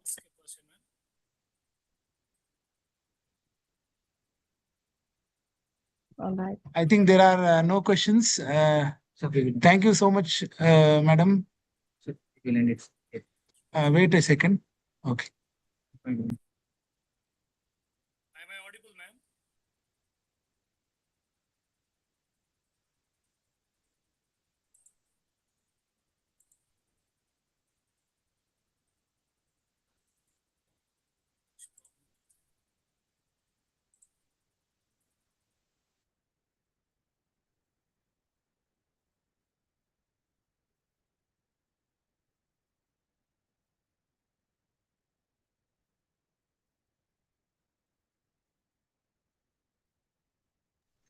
And thank you so much, madam, for such a enlightening and very informative session. I think participant must have explored many things through your session, and we are very thankful that you readily accepted our invitation. And this is the second day, and now we have panel discussion. If you wish, you can join, or else if you are busy, you can go to your work. Thank you so much. Thank you so much. Yeah, thank you so much.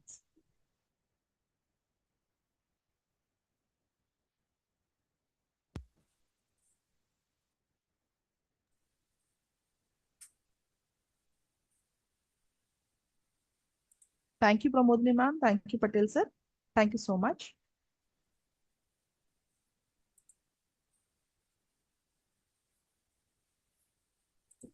Ma'am? Yes, Ma'am? ma'am. Hello? Yes, ma'am. Am I audible, ma'am? Yeah, you are on. Yeah. Ma'am, thank you very much. Just I wanted to ask you one question is like, since so many tools we use in our classrooms, and already as one of the example I want to state is wordworld.com.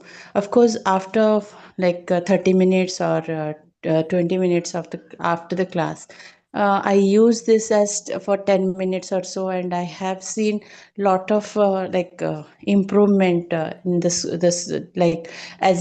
as we find in heterogeneous background classrooms Yes. where we I have seen that improvement in the levels of the students, but also when we give some presentations and all, and they ask for to AI, and the same thing they get it to That is without any what. modifications and all. That such challenges, how we can make them, sir, madam? I want to, because you're so experienced Ma- and so many Madam, tools first you've thing talked is, about. I I have understand got. your question. I understand your question. The first thing is, we need to create an atmosphere where students should not be judged by their performance. Then they will Okay. come up with originality. If you say that if you submit this report, if it is with errors, I will give you 2 marks or 1 mark. Obviously, they'll come up with brilliant chat GPT ones. So the Hmm. point is, the trust should be built up. That's what I was talking about, the relationship between student and the teacher. So when they develop a kind of trust that if I genuinely give what I know, then my teacher will help me out, then definitely they'll come up with the different ideas. Maybe some content they may take from the presentations, maybe from Gamma, whatever. But you need to observe how they're presenting it. You need to observe Yeah. how they're writing it. So you can ask them to write the gist of the presentation in 4 5 sentences. If it is done by them, definitely they'll write. There might be some grammar mistakes or something that's you can ignore it. But the point is, they will work on it. Yeah, ma'am. Initially, they're after all small children, right? Initially, Yeah, they'll come up with some hiccups. uh, But yes, if I there is a trust, they will definitely come up with their originality. the challenges I'm talking about the timing and all, because whenever we ask, like maybe 2 weeks or so, and then the presentation will be. Then in the meanwhile, the last night they prepare the PPTs, and uh, mm, it's not stereotype. I'm talking about few students that generally they work on that and they present nicely, but Yes, ma'am. with you Here, the remaining students, like they come and that read the presentation and showing their the back of them they read, and whenever we ask this, then they just generally they say that this is the last moment preparation because we have other assignments, the no. time Then constraints. Because of that. no. The point is follow-up constraint. It's not time constraint. See, ma'am, when you are giving some task to the students, you need to give them deadlines for each and everything. For a basic draft, so and so date is the deadline, and how are you making the presentations, and what is the backup you are taking, and have you ever asked the students regarding that during the 2 weeks? See, when Yes, generally what yes. happens is we will give a deadline, and we expect the student to bring on the deadline. That follow uh, up will not be done by many of the teachers. When you do the follow up, during your sessions or something without thinking that I'm wasting my session. Because a So case obviously this problem can be rectified, ma'am. Because a case study is given initially, because in the semester, when semester starts, we generally give. But after a couple of weeks, when I are like when we generally ask them what till now what you have done and all, then the other subjects, topics or assignments also they talk about. There we like the No, no. challenges like. Ma'am, first thing is when you're working with JNTU curriculum or maybe any kind of curriculum, the time constraint will definitely there. And if they're saying that we are working on so and so topic or so and so subject and all that, why don't we attribute ourselves to that particular content? See, for us, content is immaterial. The theme is immaterial. We want them to present. We want them to speak, read, write. So that Yeah. is the criteria for us. All right. Yes, yes, true. So, Yeah, as I you said, can it's ask them, not okay, they periodic. have done some presentation on physics. Okay, fine. So, how did they do it? You can ask questions related to that. So, automatically, after a couple of, discussions, it may not happen overnight. After a couple of Yeah. discussions, yes, definitely there will be a change. Ma'am, one more query I have. Ma'am, as LSRW we go with, and of course everything it starts from nodals and all. Everything is fast. Okay, so even for listening, we need to have lot of patience to develop our cognitive as well as the motor skills, psychomotor skills we use. Okay, so one has to go through that process, but because of that fastness, like everything we need to prepare and serve it and do the work at once and submitting even for students as well as for teachers. So for listening activity, what we can implement in a better way to, because this is the like first skill where the other skills also they are going to build. So what, how like we can do, and what was Ma- suggestion from your end, ma'am? Yeah. Ma'am, first thing is, I think the convener also will agree with me. Hello. Kanifrat sir, I think you will also agree with me with this. So, English language is not a subject. So, it's a language. So, when we acquire the language, when we learn the language, so it's not only in the classroom of the 2 hours or 3 hours which is provided for us. In that 2 or 3 hours, there are some dedicated tasks which you need to be doing there. Even AECS lab or maybe ELCS lab or maybe English lab or theory classes or so on. At the same time, it should be kind of no their May habit. may I Ask interrupt? them. May I interrupt, madam? Yes, who is Just this? we have now a panel discussion. We can maybe Yeah. again we can take some Okay. questions. Yeah. Thank you. Okay. Thank you. Thank you. Thank you so much. So I feel it's a kind of change in the lifestyle. So let them every day spend some time instead of while they're traveling and all that, instead of chit chatting with friends. Let them listen to an English music or English related TED talks or so on and Voice. so forth. Yeah. Okay, thank you, Okay, thank ma'am. Thank you so much. Thank you, Janardhan sir, Tirupati Patel sir, and Dhanalakshmi ma'am, and I think some OPH. I don't know who is that. Thank you so much for everyone. Thank you, ma'am. Thank Okay, you so sir. much. Thank you, Thank ma'am. you, convener sir. Thank you Thank so you. Thank you. much. Thank you, ma'am.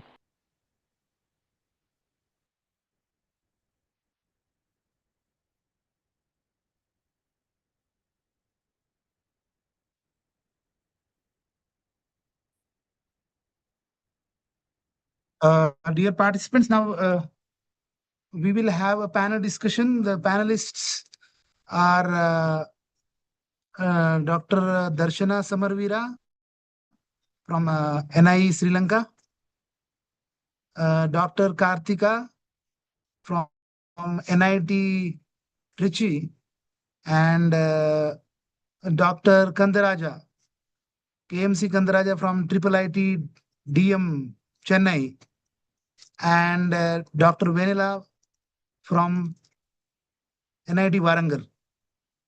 So the topic of the discussion is the future of AI and humanities, means the intersection or trajectory or whatever happening right now, the tussle, whatever you call it. So I have already made Dr. Darshana Samarvira, who is traveling, but he will start propose the first proposition by Dr. Darshana Samarvira, NI Director, Sri Lanka. Sir, I have made you already co-host. As you requested, you have 10 minutes time before your next meet. We would like to take over and propose today's panel discussion. Then we will continue with Dr. Kartika, madam from NIT Trichy. And then we will subsequently will go on to other panelists. So may I request Dr. Darshana Samarvira sir to take over. Thank you, Dr. KK. Good morning, all the dignitaries and all the friends joining us online and on YouTube. I think, yeah. So the future of I want to put it like this: it's future of everything. Right? It's not education. It's not ELT. It's not no, name any field. Right? It's even not the future of AI. AI has created a huge impact on our world, especially as I always say, it's not AI, it's generative AI. AI has been there for many decades, even in 1980s, and the idea of artificial intelligence started long ago, and people used, especially specialists in the area of ICT, computer science, they used the concept of artificial intelligence for a long time. But all of a sudden, in 2022, with the uh, introduction of ChatGPT by GenAI, things started, OpenAI, things started changing. And now, after 4 years of that movement or that turning point, when we look back and when we look forward, we see we have achieved a lot. So, and when I say we have achieved a lot, it's not only the good things, there are good things as well as bad things.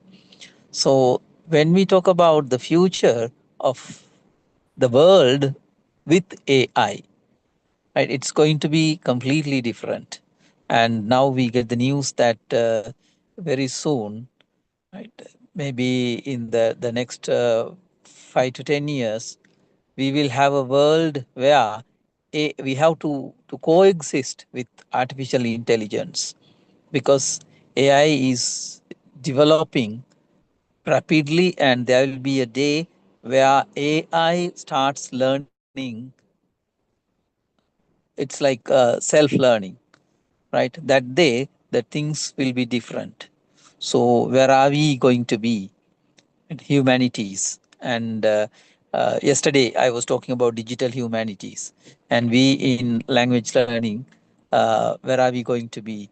Are we the language teachers? Are we going to be an endangered species that day? That is the biggest problem. But as history has shown us, right, whenever there is a new revolution, I told yesterday, right, when the writing was invented, when the printing was invented, when internet was introduced, right, the same thing happened. We had this problem. What is going to happen? Right, when writing was invented or when printing was invented, we had the issue that what is going to happen to the people who make their living writing things, I mean handwriting, painting things, right? But we could not ban that. We could not ban the printing. We could not ban the internet.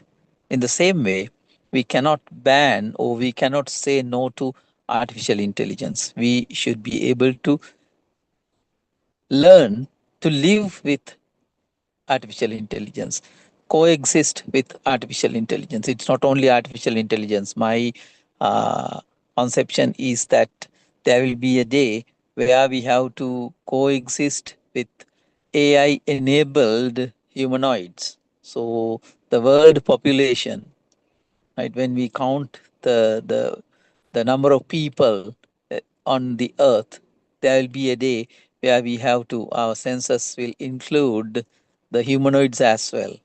So, and they will be definitely supported by artificial intelligence. And the danger here is when artificial intelligence starts thinking for itself and learning things. We are the people, human beings are the source of knowledge. We will be giving information, and there is no guarantee that the information we provide, human beings provide, is there is it is not always going to be correct. So there'll be wrong information, there'll be information which is harmful.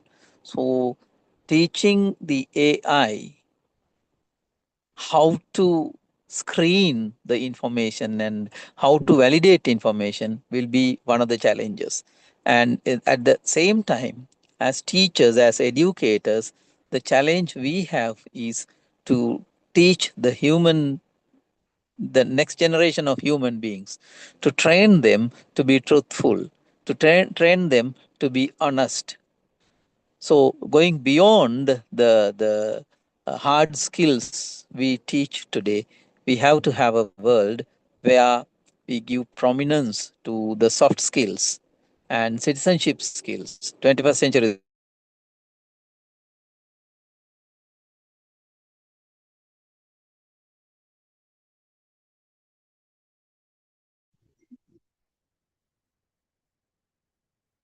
So Sir, are you there? and creatively.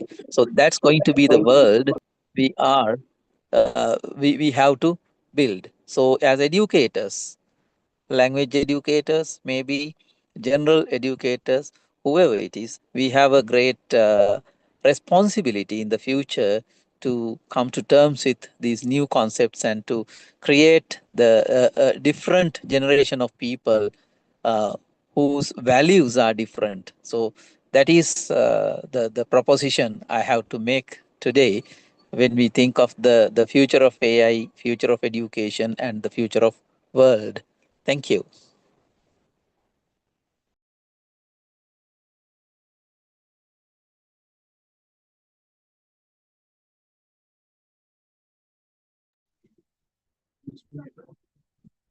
Yeah, thank you.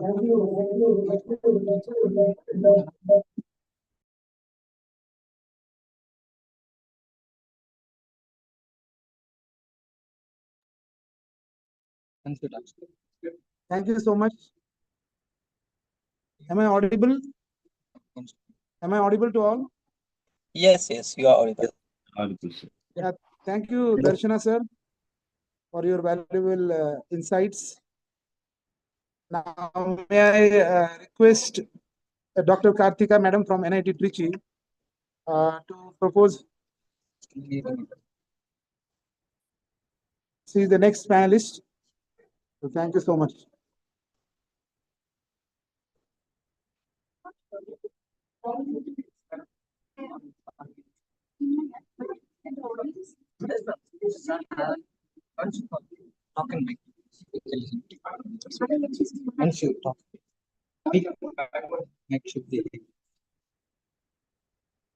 Good morning, everyone.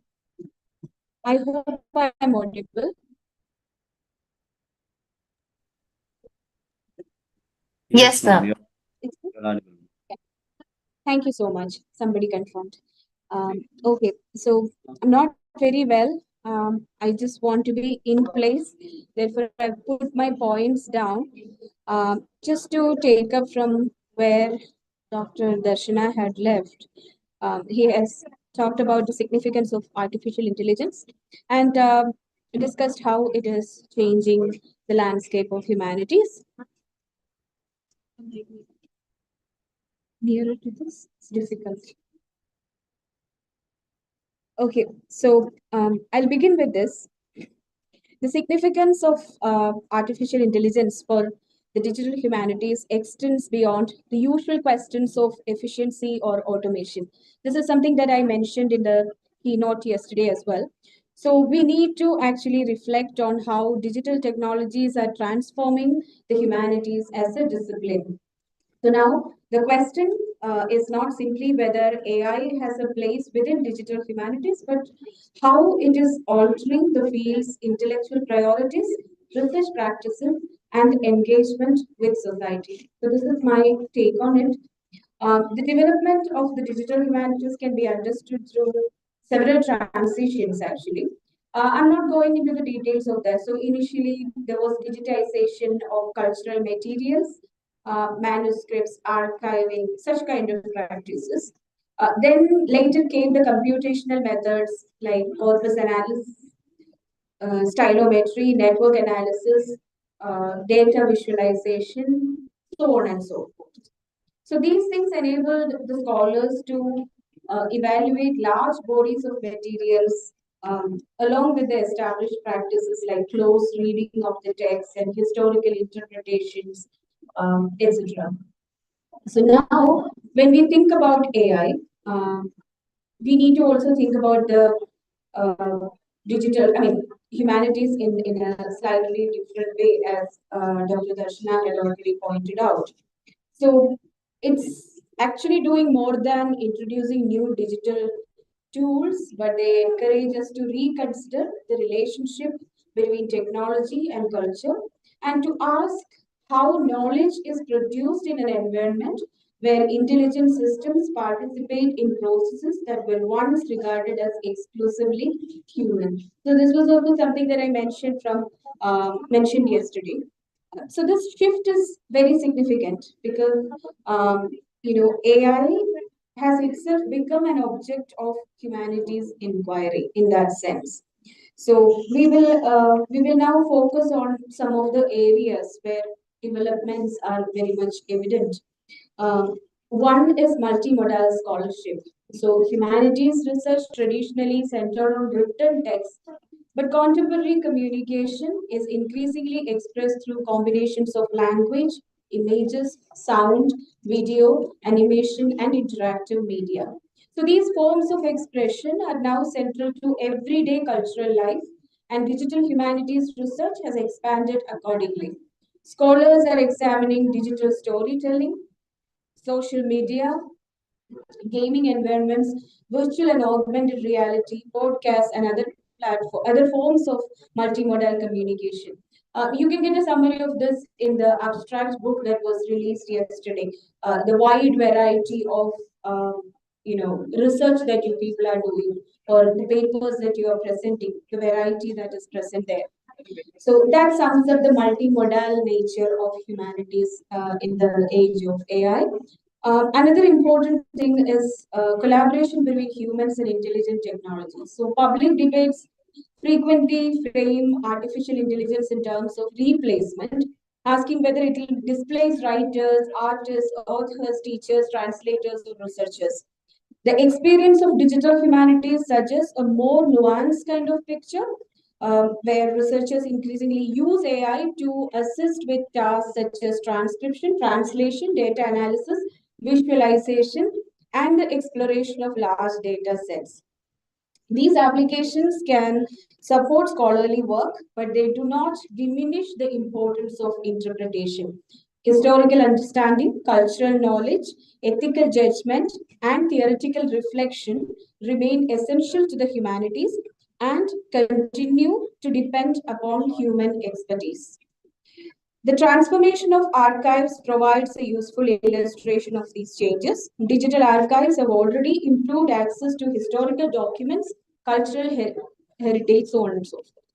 So recent developments now make it possible to transcribe handwritten manuscripts, restore damaged documents, generate metadata, and search archival collections in more sophisticated ways. So soon, the researchers may interact with archives conversationally, exploring relationships between texts, people, places, and events that would once have required months of manual investigation. These developments have potential to enrich historical research while opening archives to wider audiences. I was just quoting an example about how historical research can be done using AI more effectively. So these are significant in multilingual societies like India. So just bringing the context of India into the picture, the country's rich collection of manuscripts, oral traditions, folk performances, regional literatures, and historical records represent an extraordinary cultural resource. Digital technologies offer new opportunities for preserving and disseminating this heritage. Yeah. Now, methodologically, the discipline is becoming increasingly diverse. Close reading remains fundamental to humanities. We all read, reread, and close read the text to get new meanings emerge from there. It allows us to have careful attention paid to language, symbolism, context, and ambiguity. Computational approaches introduce distant reading by enabling scholars to identify broader patterns across extensive collection of texts. Contemporary developments encourage scholars to combine these approaches with interactive forms of exploration that draw upon advances of artificial intelligence. So different research questions require different forms of inquiry, and no single method can adequately capture the complexity of cultural phenomena. We need to understand that. So these inevitably influence the education and training of future scholars as well. So there is a need to have familiarity with digital technologies, and technical competence alone is kind of insufficient these days, is what I think. We need to understand not only how digital systems function, but also how they actually frame communication or phrase what we call as communication, cultural production, public discourse, and knowledge itself. So preparing the scholars or researchers or students for this challenging intellectual landscape is likely to become one of the central responsibilities of digital humanities programs. So the influence of the field is also extending beyond university. We need to understand that digital humanities moves away from, not away, but transcends the boundaries of a classroom context or a university context, and it moves to museums, libraries, archives, heritage organizations, schools, and creative industries. Where these things are getting adapted, and it's assuming a broader public role by connecting academic research with communities, institutions, and cultural organizations. And AI is facilitating an easy accommodation of this kind of a change. So the future of digital humanities, which is the topic of the discussion today, as I said, will be created by more than technological process. It will depend upon the questions scholars choose to investigate, the communities they seek to represent, the languages and traditions they preserve, and the values that inform their work. So digital technologies undoubtedly expand the possibilities of humanities research, but they also remind us that scholarship is fundamentally concerned with understanding human experience and all its intricacies and complexity. So, if we see it in this light, AI is not simply another technological development to be incorporated into the existing research practices, but it offers some kind of an opportunity to rethink the intellectual direction of the digital humanities, and to strengthen its contribution to contemporary society. So, as digital technologies become more embedded within cultural life, the humanities will continue to play a vital role in interpreting change, preserving cultural memory, and ensuring that innovation remains attentive to questions of history, diversity, justice, and human flourishing. So, this is my take on the topic. And I believe these are the ways in which artificial intelligence is going to affect digital humanities, or maybe that is where we should place artificial intelligence in the future of digital humanities. Thank you for listening to me. Thank you.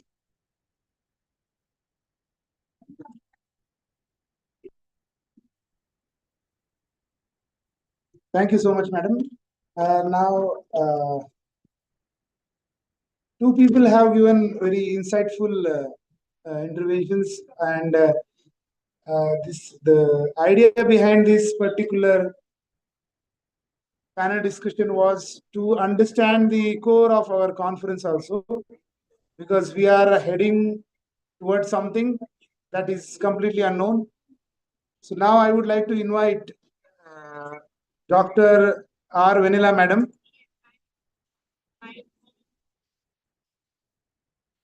from NIT Warangal to propose her interventions or propositions, whatever. So I would like to invite R. Vanilla Madam. R. Vanilla Madam, are you there? Sir, am I audible? You are audible, madam. Sir, okay. Now, I'd like to briefly add my less than echo. Sir, is it okay now?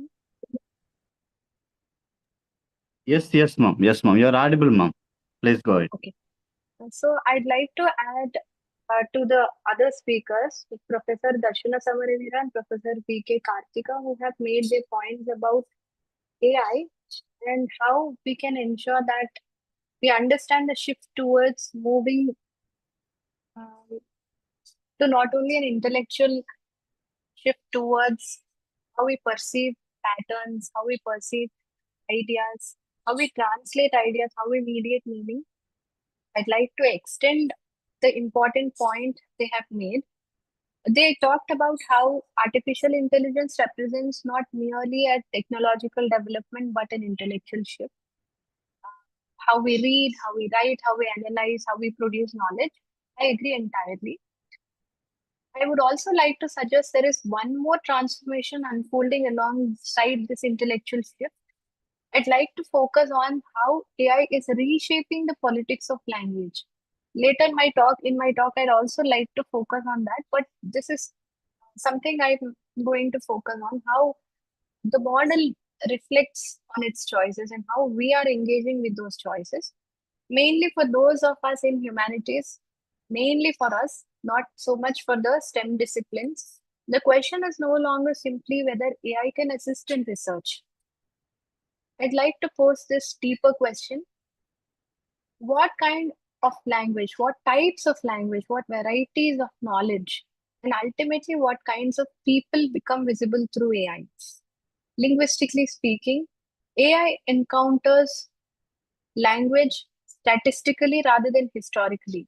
It is not a diachronic evolution that it has empowered AI with linguistic knowledge.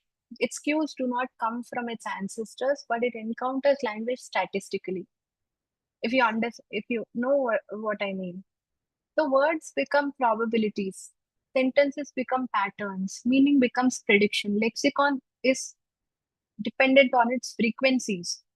So every model therefore reflects some choices or the other about text.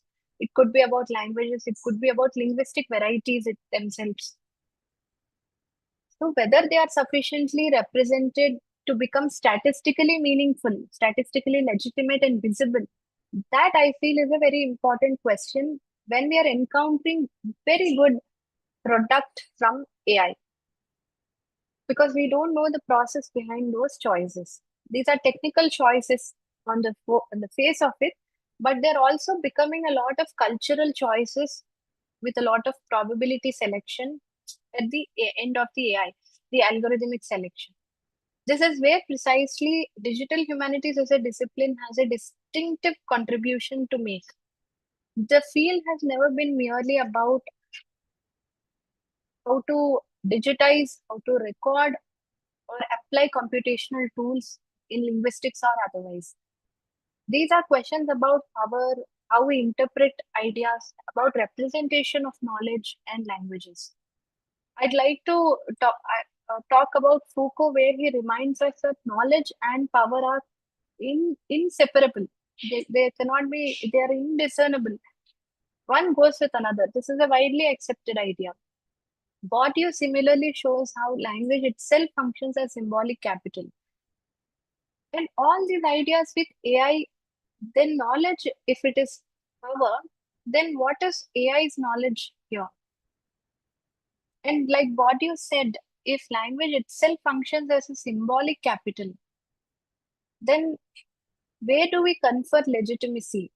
If I'm more legitimate because I have a higher variety of speaking, but now AI also can imitate such variety, what kind of speakers are becoming marginalized? Gayatri Chakraborty Spivak also asked whether subaltern can speak. She said they cannot speak, but whether they can speak or how we can propel a subaltern to become visible and agentive in their speech, sidestepping so many of those concerns. Now we are in the age of AI. We need to ask whether the subaltern can be computationally recognized, whether AI can recognize the subaltern. And I'd also like to invoke Ngugi Wa Thiong's argument where he urges us to decolonize language. Today we should deliberate how algorithms are colonizing in digital form and whether we can shift towards algorithms which can reproduce new linguistic decolonization frameworks. How do we give it a prompt in such a way that, well, how can we make a model, build a model in itself where linguistic colonialisms are sidestepped or maybe they can be minimized to an extent? So for me, my interest lies in, my concern is mainly how world Englishes, Indian English, Nigerian English, Singaporean English, any kind of English variety, they are all legitimate. So they all have, these linguistic systems have shaped multiple ecologies, both social and linguistic. They have their own histories. They have their own multilingual ecologies. They're all live, like bacteria, they're all spreading their dynamics. Yet we have contemporary AI systems where they are privileging normative linguistic patterns, language, syntax, which is associated with standard American and British English. So when we ask it to rewrite local collocations, they are routinely rewriting and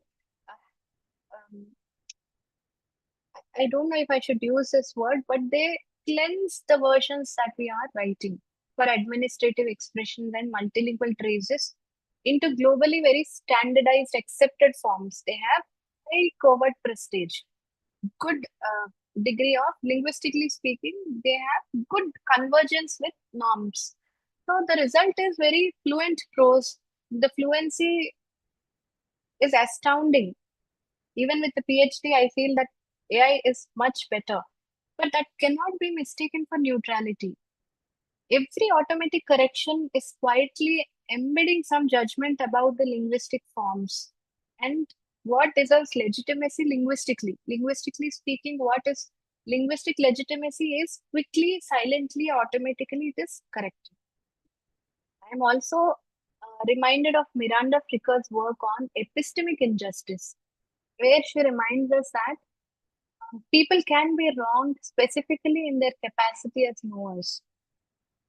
So if AI repeatedly treats certain linguistic practices as inferior or in need of correction, we should ask whether algorithmic systems are beginning to reproduce new forms of hierarchy, new forms of epistemic injustice. And other theorists have also spoken about this. Safia Noble has spoken about this.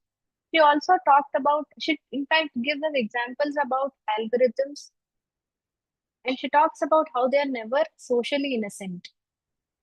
They are automated systems. They are frequently inheriting and amplifying existing inequalities. So that is what I wanted to put as the forefront, where we perceive AI not as an objective technological layer, language-wise, but as a socio-technical system shaped by human histories, institutional priorities, and very unequal distribution and access to data. For digital humanities, especially, the challenge is not whether to adopt to AI. That debate is already gone. That ship has sailed. The challenge is whether AI can preserve interpretative plurality rather than statistical uniformity. Ruth Benjamin talks about this.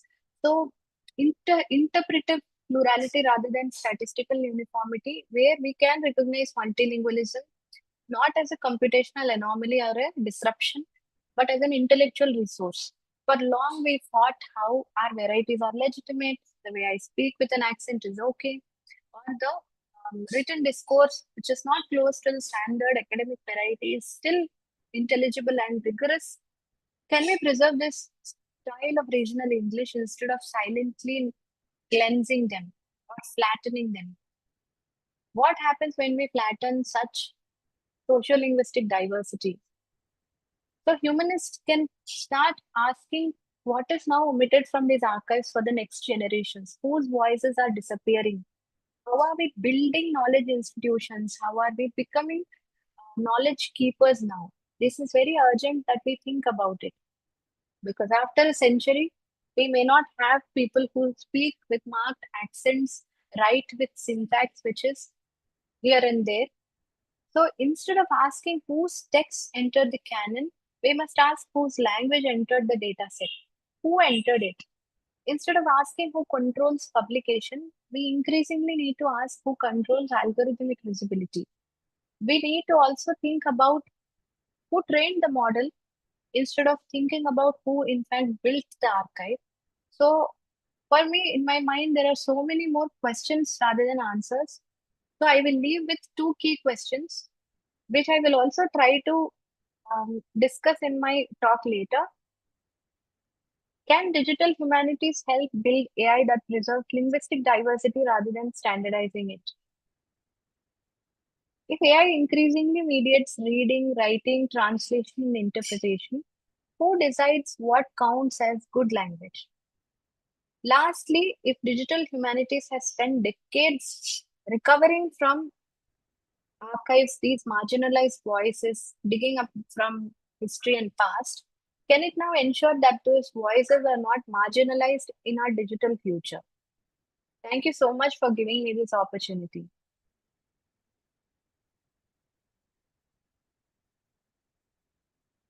If not, sir.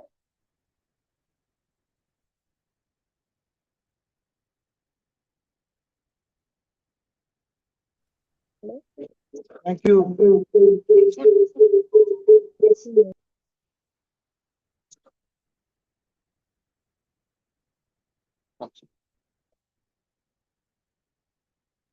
Yeah, so thank you so much, madam. Am I audible? Am I audible? Yes, sir, you're audible. Yes, you're audible, please. The fourth intervention or propositions will be by Dr. KMC Kandaraja from IIIT DM, Chennai. I hope sir will take about 12 minutes only, sir. Okay, so sir, sure. you have 12 minutes. Sorry, because we are running out of No time. issues. No issue. I understand. And we will, at the end, we will try to give one opportunity to anyone can add if at all anything is pending or if it is anything is propping up. So it's over to Dr. KMC Kandaraja. Thank you. Good afternoon, all. Good afternoon, all the panelists and the audience. It was quite interesting to be part of this panel, and I think all the panelists gave a different dimensions to how digital humanities and AI and the relation between the digital humanities and AI.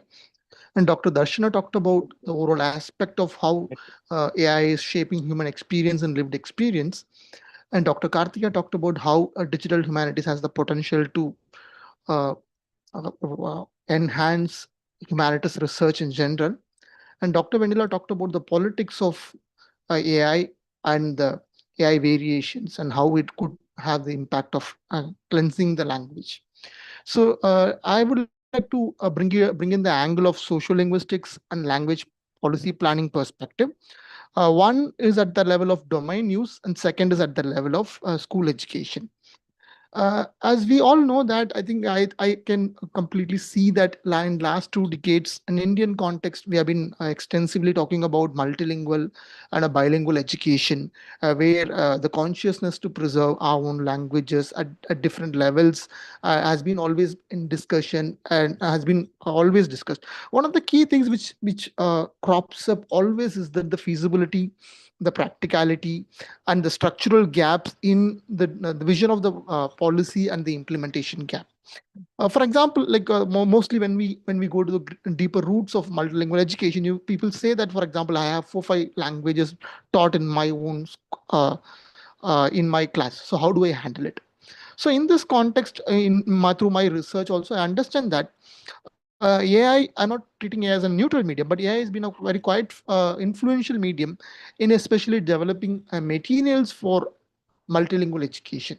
So AI can be particularly harnessed in Indian context where many languages could not brought into the classroom because of lack of resources in terms of materials, in terms of availability of other teacher training programs. So in this context, I feel AI is a very important tool, how it can be harnessed.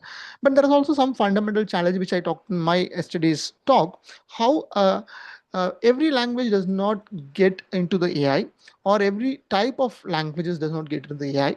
So I think, for example, let's say in the Indian context, the context of Bhashini. The Bhashini is a very sophisticated AI tool which has been developed by multiple IITs for use of scheduled languages. So now we have a slightly a very good corpus of building scheduled languages, how materials can be built using these Bhashini tools and Indic AI tools. So, but at the same time, we don't have adequate number of AI tools for non-scheduled languages in India.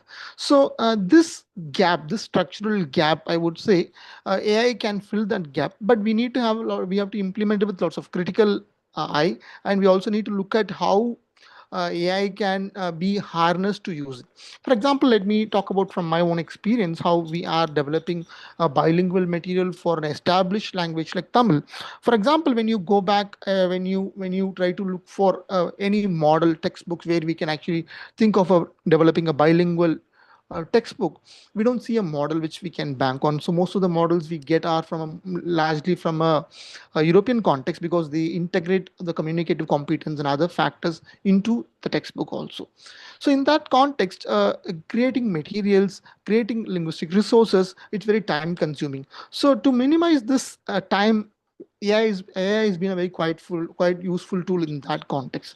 So when I see it in that perspective, especially bringing materials and including teacher training also, AI can be a very good useful resource in bridging this gap. That is from a language education point of view. The second aspect is I'm talking about the domain use of multiple languages. For example, multiple research and multiple studies have talked about how use of Indian languages in different domains is reducing gradually.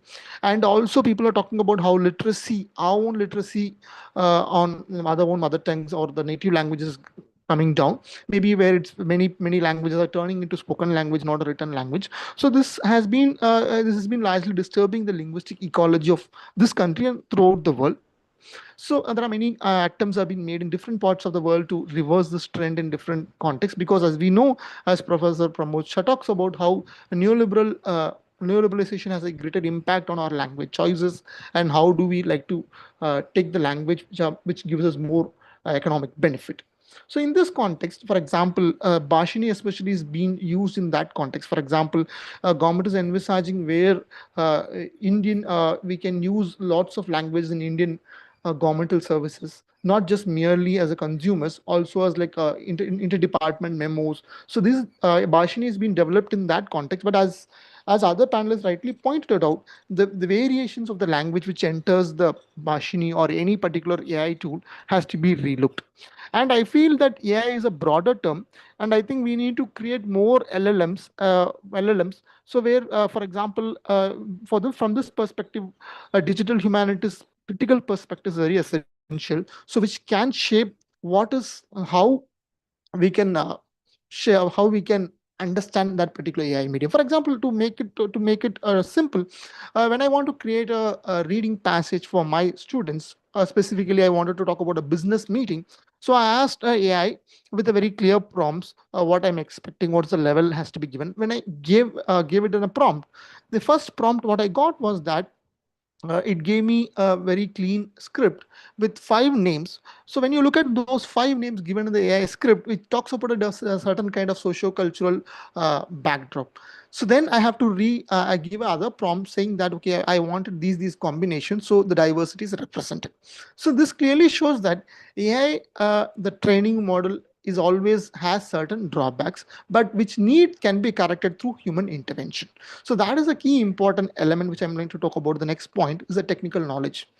Addressing the other panelists' comments also, that one of the major fear people talk about is that where a loss of jobs, and especially all these are quite a possibility in different sectors.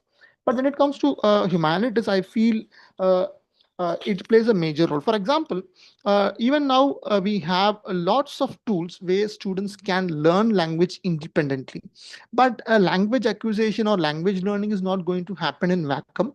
It's a social process and it needs lots of socialization. So this an AI medium cannot, any AI medium cannot generate, or any AI medium cannot fulfill it completely, even if we have a full complete humanoid talking robot. But on the contrary, what I feel is the gap might be existing is that in future we may not have the technical knowledge, or the field specific knowledge is very important. Why I say is that, for example, when you have a very keen interaction with the AI systems, it gives you variation. But to given a key, so you need specialized prompts coming from your own disciplines. For example, AI can give you a different kind of subordinate clause component, but you need to clearly articulately express what kind of subordinate clause component is required for your own materials. So to put in a nutshell, what I'm trying to say is that AI is an important tool which can be harnessed in Indian context, especially considering our diverse social linguistic setting, where we can use it for large scale material production, large scale classroom activities, and also we can also customize it for different domain uses in different social settings. So this will be very quite in quite balancing the tilt which we currently have in favoring English or other standardized languages or the more prominent languages in different regions. So this will also empower more marginalized communities and also speakers of different languages. So this could be also explored using AI. So these are my points. Over to you, sir. Thank you.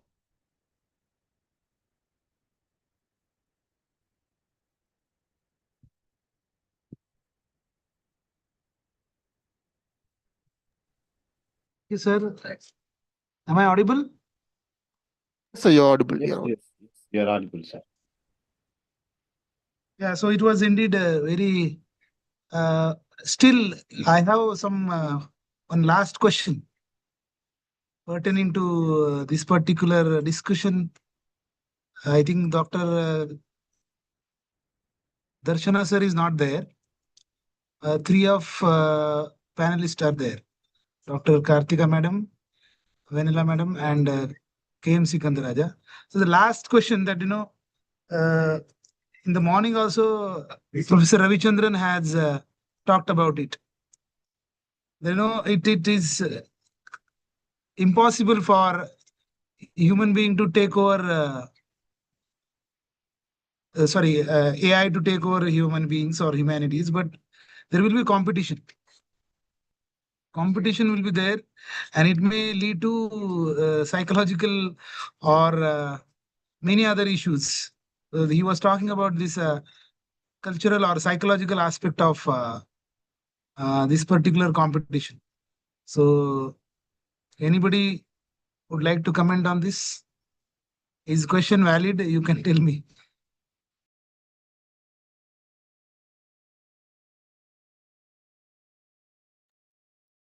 I think it. I think to. I think there may be certain truth in it, but it depends on what kind of relationship you have with the AI. For example, many jobs, especially comes to AI, certainly can remove many jobs. For example, many jobs which are repetitive. For example, answering calls, responding to customer queries. So you could see that many BPO jobs are getting very minimized a lot in many companies because now it has been done by many bots. So in that context, I feel many repetitive tasks definitely is going to have an impact on many jobs in not in many different parts of the world. At the same time, it also has created certain amount of anxiety among, especially if you look at the technology industry. There are people who are doing repeated tasks. For example, let's say you are a tester, you are a tester who is enabled to test an app. Now you don't have a role because AI is doing a better job than you. Then if you look at, if you're a web developer, so now you can actually, anyone can develop a website actually using any of these AI tools. It's commonsensical knowledge. So it's shaping up lot. It's also creating lots of anxieties. For example, I can talk about some of my friends who are working in different IT companies. They say how everyday login, they are working through lots of AI tools, and everyday prompts, everything is being documented. So even if they are kind of leaving the institution today, or leaving the organization, so they can replace someone, they can go back to the code and they can rectify it. So it has definitely changed lots of relationship in different fields. But I think from coming from a digital humanities perspective, I think it's taking shape and differently in our own research. And I think it will be we cannot have a very blanket statement. It'll vary for field to field, I believe. This is my comment, sir.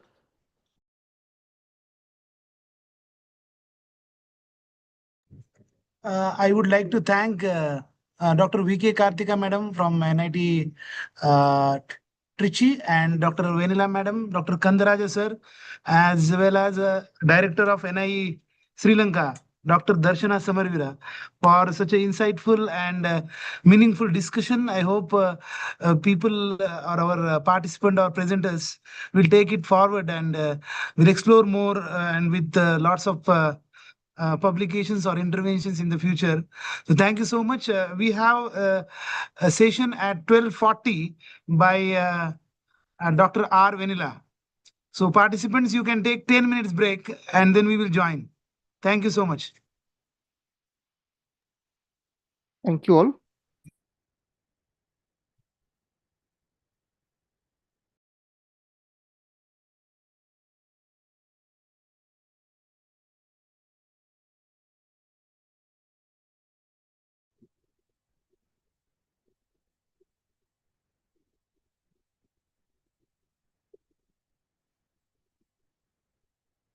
Hello, sir. We have parallel sessions from 12:40 onwards, right? Technical sessions.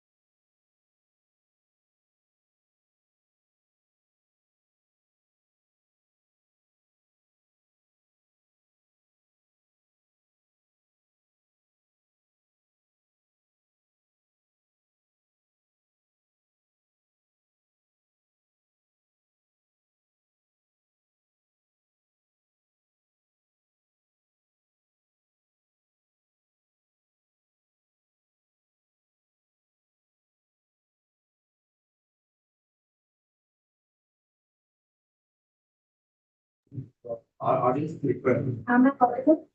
madam, are you there? Vanilla madam, are you there?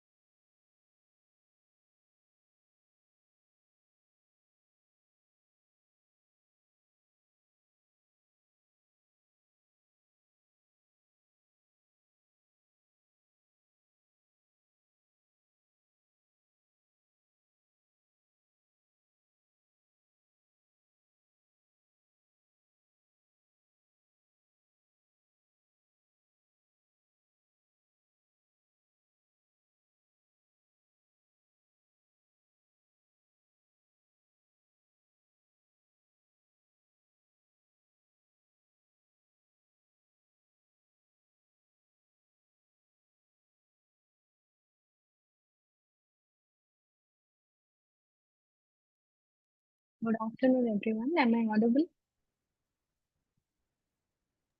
Yes, ma'am. You are audible, ma'am. Good afternoon, ma'am. Thank you.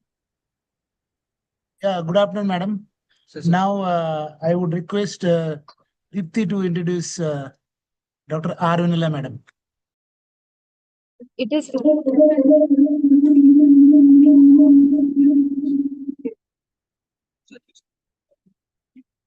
Hello. It is my privilege to introduce Professor R. Vanilla, Assistant Professor in Department of Humanities and Social Sciences at National Institute of Technology, Warangal. Professor Vanilla completed her doctoral studies in English Language Studies at the University of Hyderabad. Her research interests include applied linguistics, English language teaching, translation studies, bilingual education, language policy and planning, and cross cultural communication. She has published several research papers in reputed journals and has actively contributed to fields of language, education, and linguistics. We are delighted to have her with us today. Ladies and gentlemen, please join in me extending a warm welcome to Professor R. Vanilla. We look forward to her insightful address. Thank you. Thank you very much for the welcome. Let me Ma'am, you quickly. can continue the session. Okay. So let me quickly share my slides. Am I audible? Yes. Are my slides visible too? I'll Yes, quickly. ma'am. Yes. All right. So, like I was talking in the panel address too, I'm very much interested in the linguistics of uh, generative AI, the language of digital humanities. So, I have named my title that whose English does AI prefer? Indian English, authorship, and linguistic justice in digital humanities. Before this, this is more of a question that you can think about. The phrase digital humanities, what do you think about it? Digital humanities through AI. Before AI, also, we had the term digital humanities, but now with AI or through AI, it can sound very celebratory. There are real time possibilities, there are new forms of reading, archiving, teaching, and translation. But humanities cannot approach AI through only wonder and hopeful ideas. But at the same time, we need not think about the negative side of it too.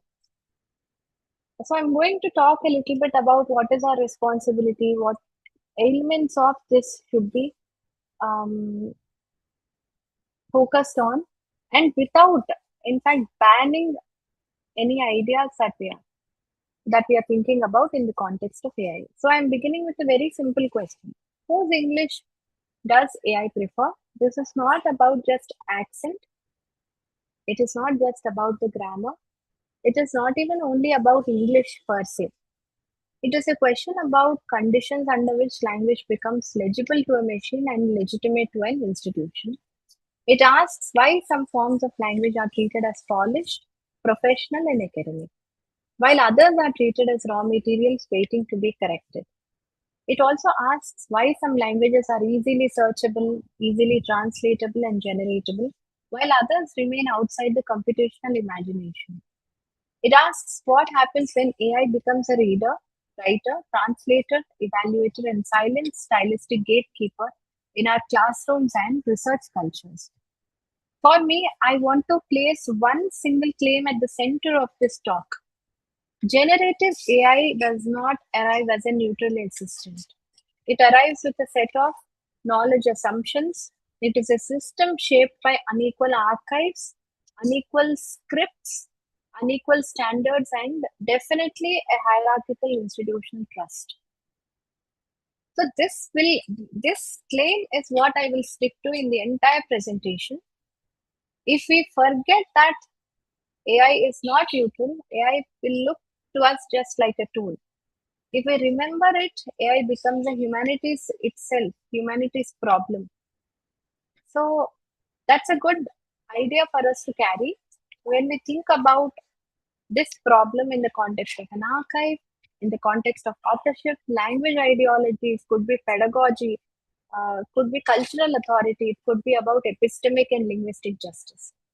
So I will move through these four connected ideas. First, AI as a language problem. Second, English itself as an inimically unequal language due to its access and social prestige. Third, AI as something that raises many questions in my own class, in my own teaching, in my own research, etc., about plagiarism. How it makes standardness look like intelligence. Finally, I will argue that digital humanities must respond to building language-aware, assessment-aware, and justice-aware practices. So for us now, the question is not whether we should use AI or refuse AI. Like I mentioned in the panel address too, that ship definitely has sailed. That opposition is already minimalized. The better question is now we have AI. It's the elephant in the room in humanities. What kind of linguistic world does it reproduce? What kind of linguistic world can we reimagine and insist on building deliberately? How can we take the steering and say, no, not that side, but this side? So first idea is language is a problem. So before we ask how AI can change language, we can definitely think about, we can also talk to it as if it is a universal interface, but can it pay attention to one language, one variety, one user? We can say that it writes, it summarizes, translates, codes, it explains, revises, it teaches also. I learn a lot from AI. But the moment we ask in which language, in which variety, for what kind of users, the universality, it stops being a universal tool. It begins to crack. So in Monojit, I have referred to a few materials to prepare for this talk. The first is Monojit Chowdhury's article where he talks very strongly about large language models where it performs very well in case of English and a small cluster of high resource languages like Mandarin, like Gujarati. But they perform much less reliably in many languages of the global south. In minority languages, it doesn't perform well. In indigenous languages, it doesn't perform well. In endangered languages, it absolutely is we can dismiss its presence. This is not a superficial inconvenience to researchers or somebody. No. This gap is the new gap. We have crossed as humanity many gaps by way of social. So we have rich, we have poor. That is one gap. This is a new gap that we are encountering in the age of AI. This appears in fluency, safety, cultural alignment, in even politeness, what you consider polite, what I considered polite, in relevance, response quality, meaningful engagement. In all these aspects, it is not mere inconvenience. And why is this happening? That reason is not very mysterious. Internet is not a fair archive of the world's language. That is not its job. AI's job is not to create a fair archive. No, it doesn't create any level playing field. Already, as humans, we did not have a level playing field by archives. Thousands of books were burned when the British were leaving India. Many office records were destroyed.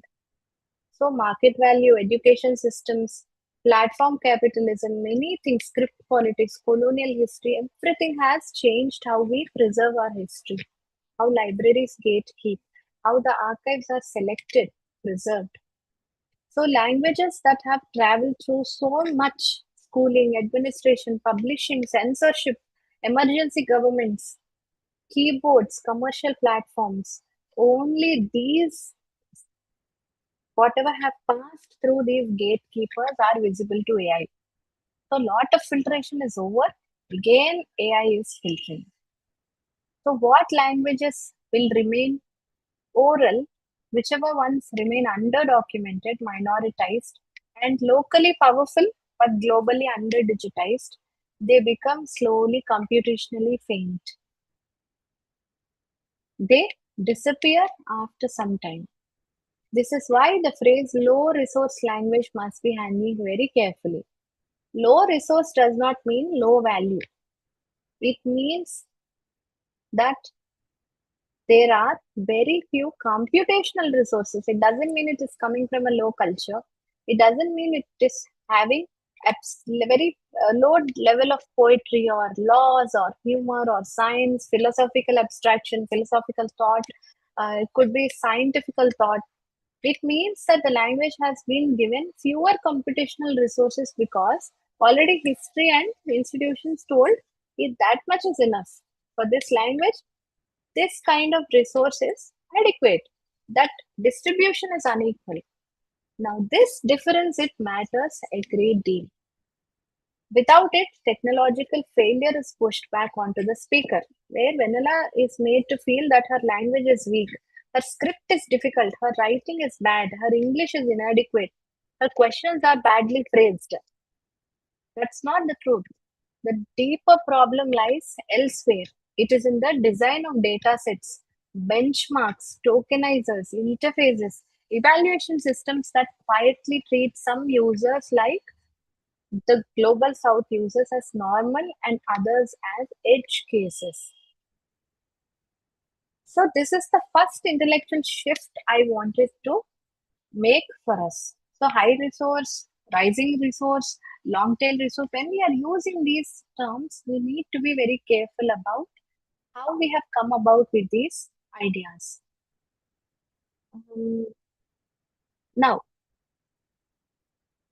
like older language institutions, when you think about colonial offices, examination boards, style manuals, dictionaries, any pedagogic tools, codes, schools, institutional setups, they did not merely process language.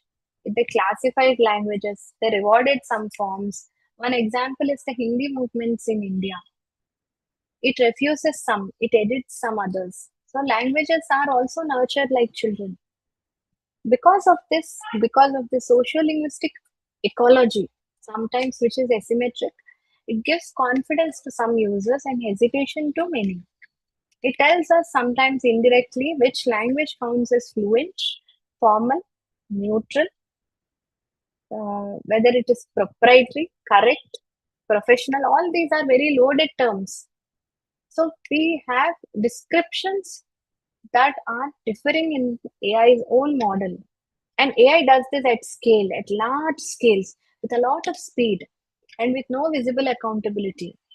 We can't question why this variety is not considered the standard. And who told you this? Why do you think it is correct? There is no visible accountability. So, this is why digital humanities will have to ask these questions. Digital humanity has always been concerned with what happens when text becomes data. When we digitize a manuscript, build a corpus or tag it text, clean an archive, then we are making choices. They can look very technical, very neutral. इसमें क्या है? What is there if I count this as a text? What if I transcribing something? What is lost in transcription? What counts as noise, what counts as text, what is preserved, what remains outside the scope of the archive altogether. That we will have to think about it.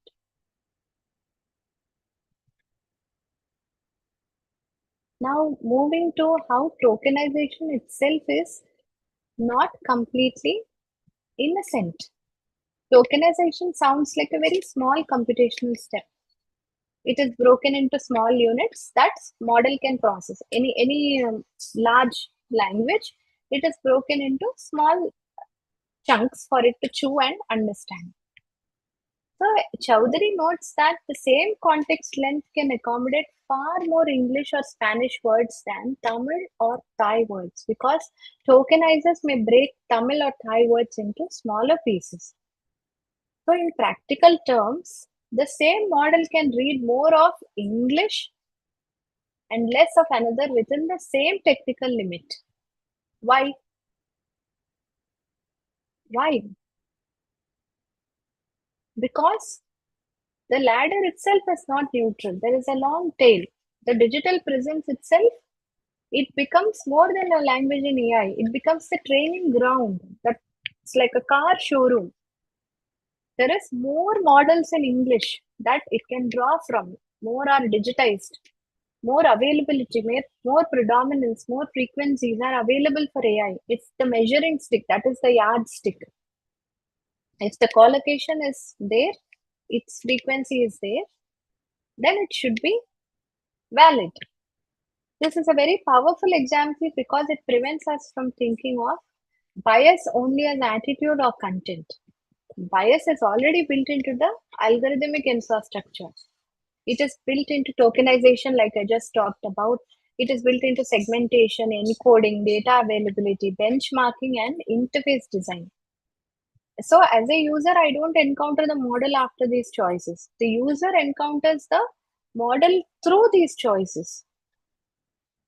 So this is something that we have to definitely think about when we are also focusing on how Gen AI can intensify this divide between you who are very powerful because of your linguistic access and resources. But I, on the other hand, if I am from a low resource language, which is not computationally more available and visible, without having these language resources, training data, benchmarks, technically supported scripts, you are socially and in the eyes of AI more proficient, while I become misrecognized as being deficient.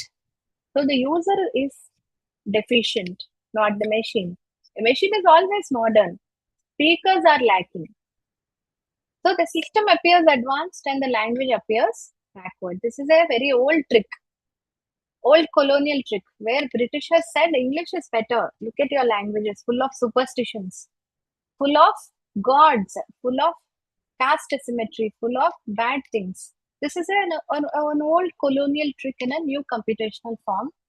Let me bring from this idea to specifically Indian English, Indian languages, Indian English, and how platform authority operates in this context. So India is not a single language. We all know that we have languages, scripts, registers, caste marked speech in our caste communities, class marked schooling, where in my home I will talk in one particular way, where I will go to college, I will talk in one particular way according to my social class, family languages, classroom languages, examination language. Lots of sociolects are operating here depending on my social ecology. They're all the time interacting and they are dynamic. Now the question is, does ChatGPT work in India? That's not the right question. The real question is, does it work for users who think in more than one language, who think in one language, pray in another language, search in a third, examined in another language? Does it work for users who rely on voice because typing in their script is difficult or unavailable? I can't type in my mother tongue because that typing is too cumbersome. Keyboard is not comfortable. Does it work for people who are degree holders but not confident in English? So many questions that are very much required for digital humanities today. One more is, does it work for multilingual users who are seeking information but they don't match the polished style assumed by global AI discourse? How will that work? And the studies that I have reviewed, they talk about 50 non-English speakers in Telangana. And participants use ChatGPT and Google for information seeking tasks, and researchers examine the ease of use and language understanding. The value of the study is not that it gives us some final solution. There is no solution. What the value is, it grounds the question in actual emergent uses rather than already perfect users, perfect prompts. It talks about actual emergent users who are halting in their prompt. Their prompt giving capacity and competence is not completely optimal. So this grounding, it matters enormously for digital humanities, because we often think about AI and its users as being elite, English fluent, text-based users. So we will definitely misunderstand the social life of AI in India from the very beginning. For many users, AI will be encountered through a mixture of speech, translation, code mixing, regional language literacy. So the interface may be global, but the encounter is surely local. Now I will turn to the first part where we all started. It's the title of my talk.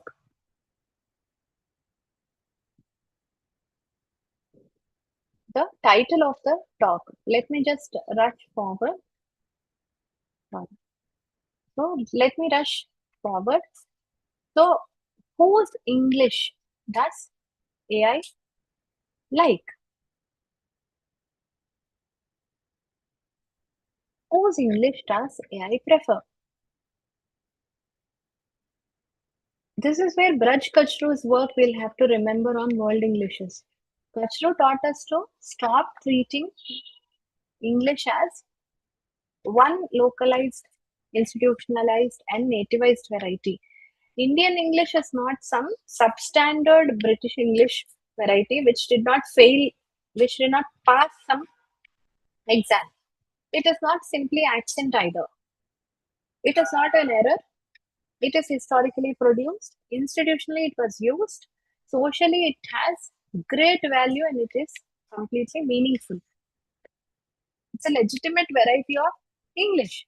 It lived in our courts, classrooms, newspapers, bureaucracy, governance, advertising, public sphere, political speeches, everyday professional life. It has its own semantic habits, rhetorical patterns, politeness conventions.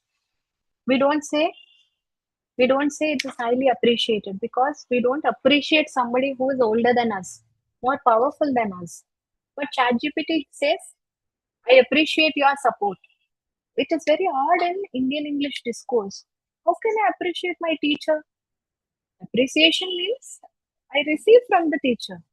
My boss will appreciate my good work. But in the UK and the US and the global English discourse, appreciation is recognizing your support. I appreciate. I see that you're trying to help me. It is a completely different context and meaning. So when AI is improving my Indian English, I need to ask what exactly is it improving? Am I first deficient to begin with as a user? Do I have deficiency? Sometimes, of course, AI is very helpful. Vanilla needs AI's help. Very good. It may remove an unintended grammatical error. It can clarify a long sentence. Or if I'm feeling anxious about the academic style, it can say, Vanilla, you change these things. There we have to be honest. We cannot be dishonest. It is very useful to many scholars, students, and teachers like me. Because English has long been a gatekeeping language, and I'm very unsure about how to use this. It is very liberating. It reduces burden. But when does assistance become erasure? Surely it is a very effective tool, no doubt. But when does assistance become erasure? That question needs to be asked.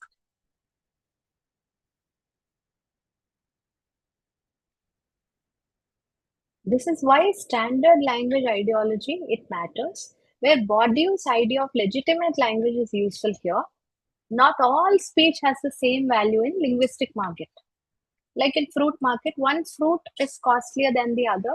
One language is carrying more value than other, even in the eyes of AI. So AI standardizes a piece of Indian academic writing into a smooth, respectable tone, acceptable syntax, increased, enhanced readability. But it may also remove location. It flattens the location. It doesn't no longer you can place vanilla as belonging to a particular geographical location, or who has this person. Vanilla is a person who has some rhetorical habits. Maybe she's coming from a multilingual thought. So you're removing all that. What happens when that happens? I become suddenly more acceptable, but I become less situated. You don't know where this person is from. This is dangerous because Indian English then becomes visible as data but invisible as a norm. That is just one data. Those people talk like that, but that's not the correct way of talking. Again, it is a step back. So there is a difference between being included in training data and being recognized as authoritative, correct way of speaking. This is not only a matter of Indian English, as Chaudhary points out, even within widely used languages, non-standard, minoritized varieties, they are not served at par with dominant varieties. We must ask whether AI treats standard American English, British academic English, Indian academic English, student English, Dalit Englishes, regional professional Englishes, non-elite Englishes as equally capable of carrying knowledge. I strongly suspect the answer is no. Because there is available scholarship on this. Already LLM models have shown identity recognition bias, linguistic identity bias.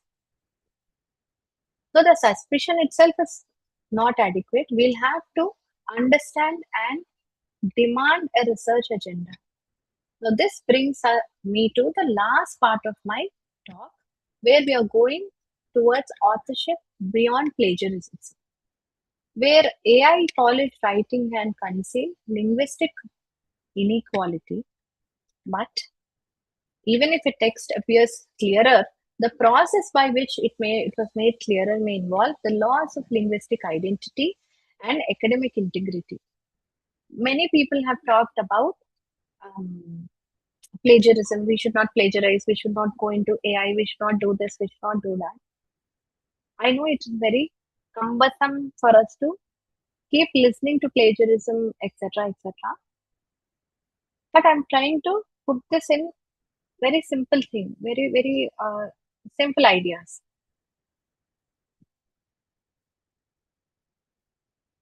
When large language models are trained in massive data sets, 3 billion books have been uploaded into AI. So such large training has undertaken. So the composition and consequences are not neutral. We already discussed this. So that is becoming a parrot, a stochastic parrot, as other theorists talk about it. It just says what I say. So already something taught the parrot something, which is not an easy idea. The parrot has been taught exclusion, harm, stereotype, dominance, and overrepresentation.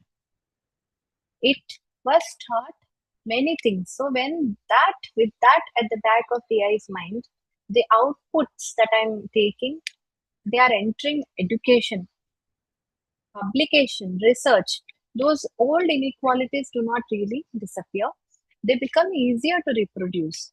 So the chatbot is new, but the hierarchies has always been there.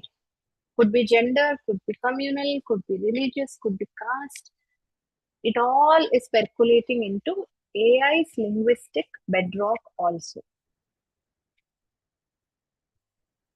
So that's where, so I'm going to really rush because we are ending the time I'm given. What should institutions do? Let's not panic. Let's not disregard this either. Let's not say penalize scaremongering. This is all conspiracy theory that she's really worried about. No. Let's not also think, oh my god, now AI is very bad. Let's not do either. First is let's not prohibit AI without. So we cannot turn away from AI. We have to use it in prompting literacy, in using it for modeling pedagogy, planning assessment. How to restore learning? That is the question we have to ask. Second is we cannot celebrate AI without equity, without safety. Third is we cannot outsource judgment. We have to use our own mind. We have to be alert as a user. Even if you don't have language, we need to use AI with some awareness. So now going back to the question again, the real question. What should we do next? Whose English does AI prefer? Again, that question. Whose English does AI prefer? The answer is not that AI has special taste for British English. No. The AI is taught that some Englishes are okay. They are accepted. They are standardized benchmark. That is its infrastructure. It prefers because the world it has been trained on has already preferred. It is like an alien coming down and we teach the alien and the alien knows only that. This is why this question matters for India. And as digital humanities scholars, we would do very well to look at these cross-linguistic borders where students and teachers are constantly crossing these borders in education systems. How can we ensure that AI is also helping in this situation? In many ways, it reduces anxiety, where students are writing to teachers, where teachers are planning their work. It can support translation. It should acknowledge that honestly. But we also need to ask better questions. What kind of writing does AI reward? What does translation erase, simplify, or authorize? This can in fact become a wonderful research field in itself, where we ask, can the humanities transform how we understand AI? Not the other way. How AI is transforming humanities? No. How can our humanities thinking transform how we perceive AI? So that's the last question where I'd like to end my presentation. Thank you so much for your time and patiently listening into the afternoon. So I'm open to any questions now with the permission of the organizers. Thank you. Thank you, Dr. Vanilla Madam, for such a wonderful plenary talk. We are very much thankful to you, participants. If anybody would like to ask any question, you can unmute. You have 5 minutes of time to have any query regarding research or this particular topic that you have witnessed just now.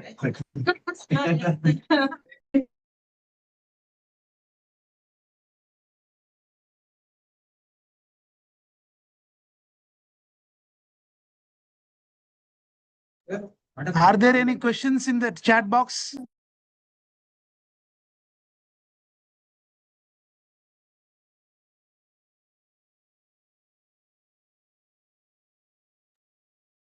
Not, sir. I think that means the talk has been extremely well received. I think everybody understood everything. Everyone understood, yes. Because anyway, we will explore this particular question, madam. You have given question in panel discussion also, 3 questions. Now we have given 2 questions. So whose English does AI prefer? Yes, participants are saying University of Kashmir. It was very insightful presentation. Okay. And what will our classrooms and journals and university do about it? Definitely participants will take these questions further and explore in their research activity. So we are very much thankful to you, madam, and to be part of panel discussion as well as this plenary talk. So thank you so much, ma'am. Thank you, sir. Thank you. May I leave? Yeah, yes, ma'am. Yes, ma'am. Thank you, sir. Thank you, everyone. Thank you for your time. Thank you, ma'am. Thank you so much, ma'am, for your wonderful presentation. And it's a very informative session, ma'am. Thank you. Thank you, sir.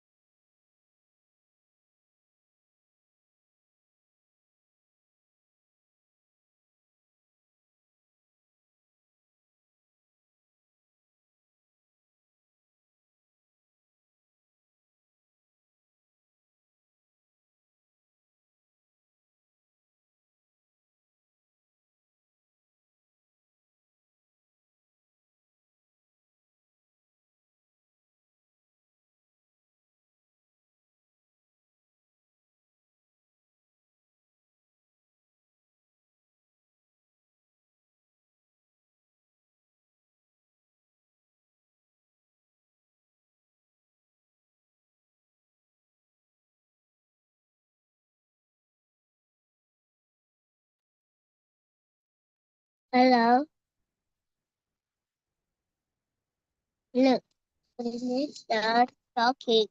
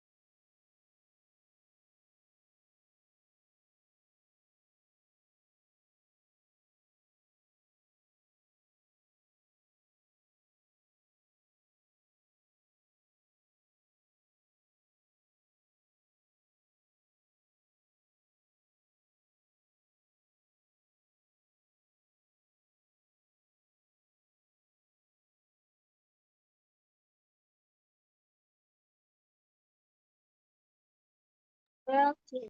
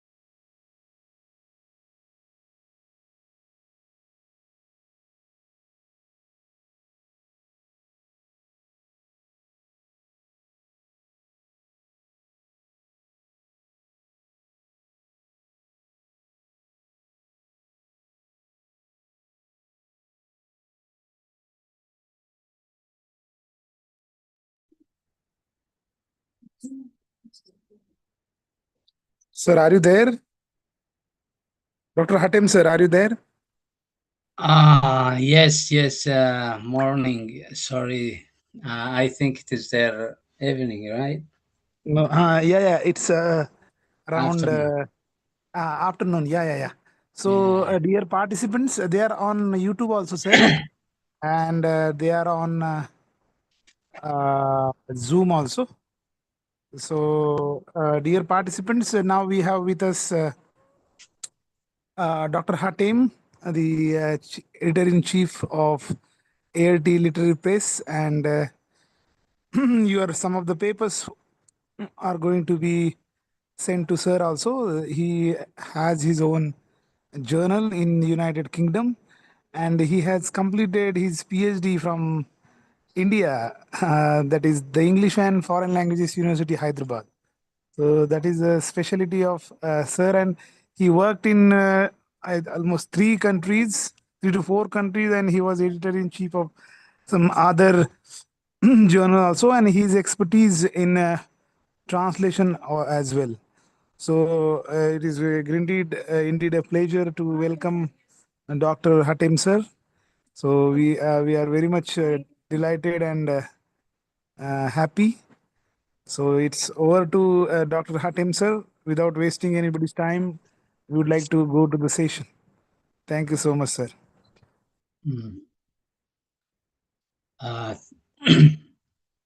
Thank you for your introduction, and really I'm very, very sorry because I thought it would be, my turn. I have to join at 2:30 p.m. here, UK time, and that is why I couldn't come on time.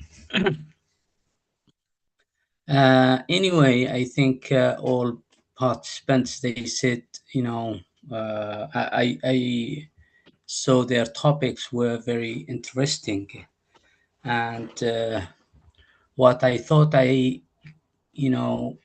why don't I try to focus on different way, looking at who owns meaning in the age of artificial intelligence, because most of them they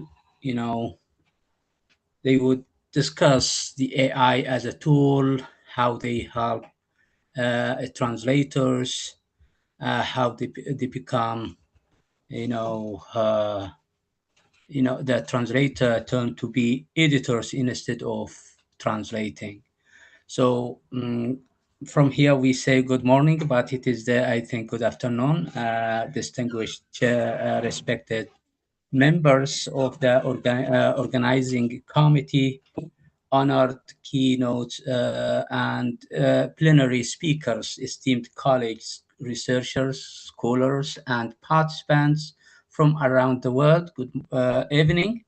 It is a genuine privilege and honor to join you today at the International Conference on Innovations in Digital Humanities using AI. I would like also to express my sincere gratitude to the organizing committee, particularly Dr. Kanifan, Kanfanthia Kadul and Guru Naik Institution Technical Campus for their kind invitation. So AI has become one of the defining technological developments of our time. It is reshaping how we communicate, learn, conduct research, produce knowledge, and even imagine the future of human itself. So naturally, conferences such as this often ask familiar questions. Can AI translate better than humans? Will AI replace translators? Can AI write academic papers? Is AI ethical? These are important questions, but today I would like to invite you to consider a different question, as I said before. One that I believe is more fundamental. So, who owns meaning when AI becomes the mediator of human knowledge? So, this question lies at the heart of translation, literature, and the digital humanities. For example, allow me to begin not with technology but with a story. Imagine an elderly storyteller in a remote Indian village. Every evening, children gather around him as he narrates stories inherited from generations before him. So these stories carry history, humor, morality, memory, identity, and ways of understanding the world that have never been written down. So now imagine that one day someone records those stories and asks an AI system to translate them into English. The AI successfully translates every sentence. The grammar is excellent, the vocabulary is accurate, the syntax is flawless, but something invisible has disappeared, which is like the rhythm of oral storytelling, the cultural assumptions shared by the community, the irony hidden inside local expressions, the silence after a proverb, the emotional weight of words that have lived inside a culture for centuries. So the translation is technically correct, but the knowledge is still the same. That question, I believe, is one of the greatest intellectual challenges facing the digital humanities today. So, translation has never been about words alone, right? So, translation has often been described as transferring meaning from or between languages. I respectfully suggest that translation has always been much more than that.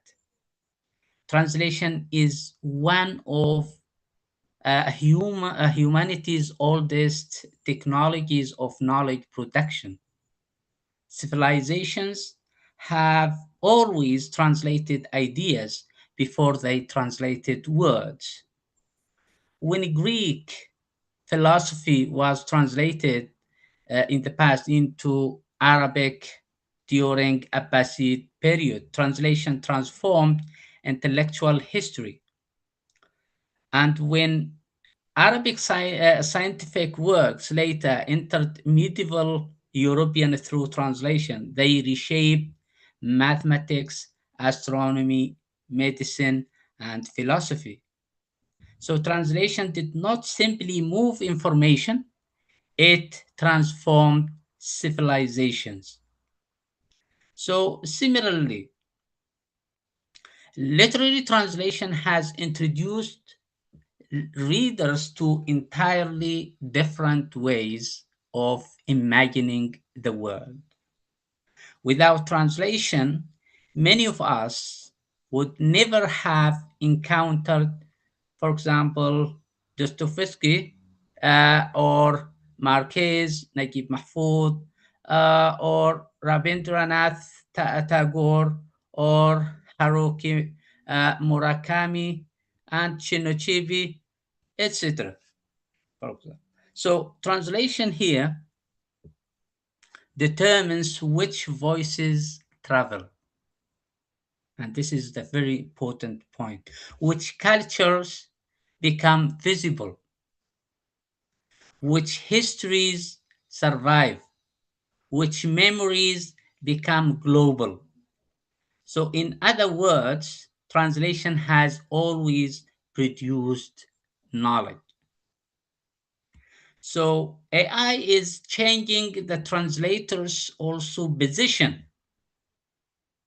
Today we often describe AI as another translation tool, like a dictionary or translation software or a more sophisticated machine. But I think this description underestimate what is actually happening.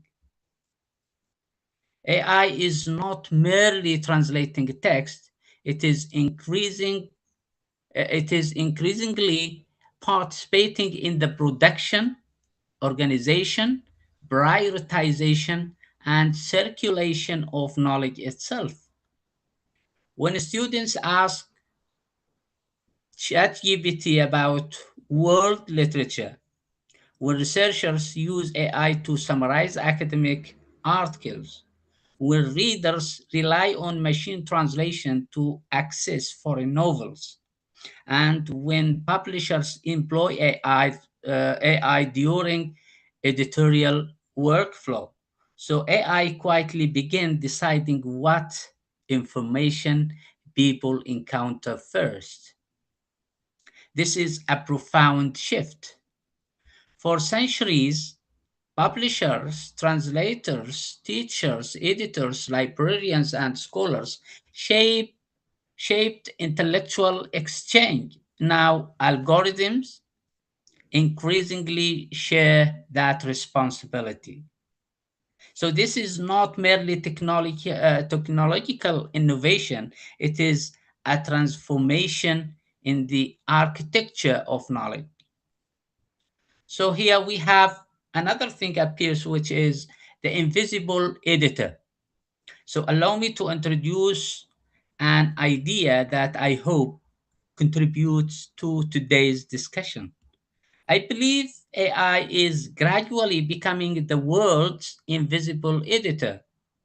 Editors make decisions: what should be published, what should be omitted, which voices deserve attention, which ideas require revisions. AI performs similar functions, although often invisibly.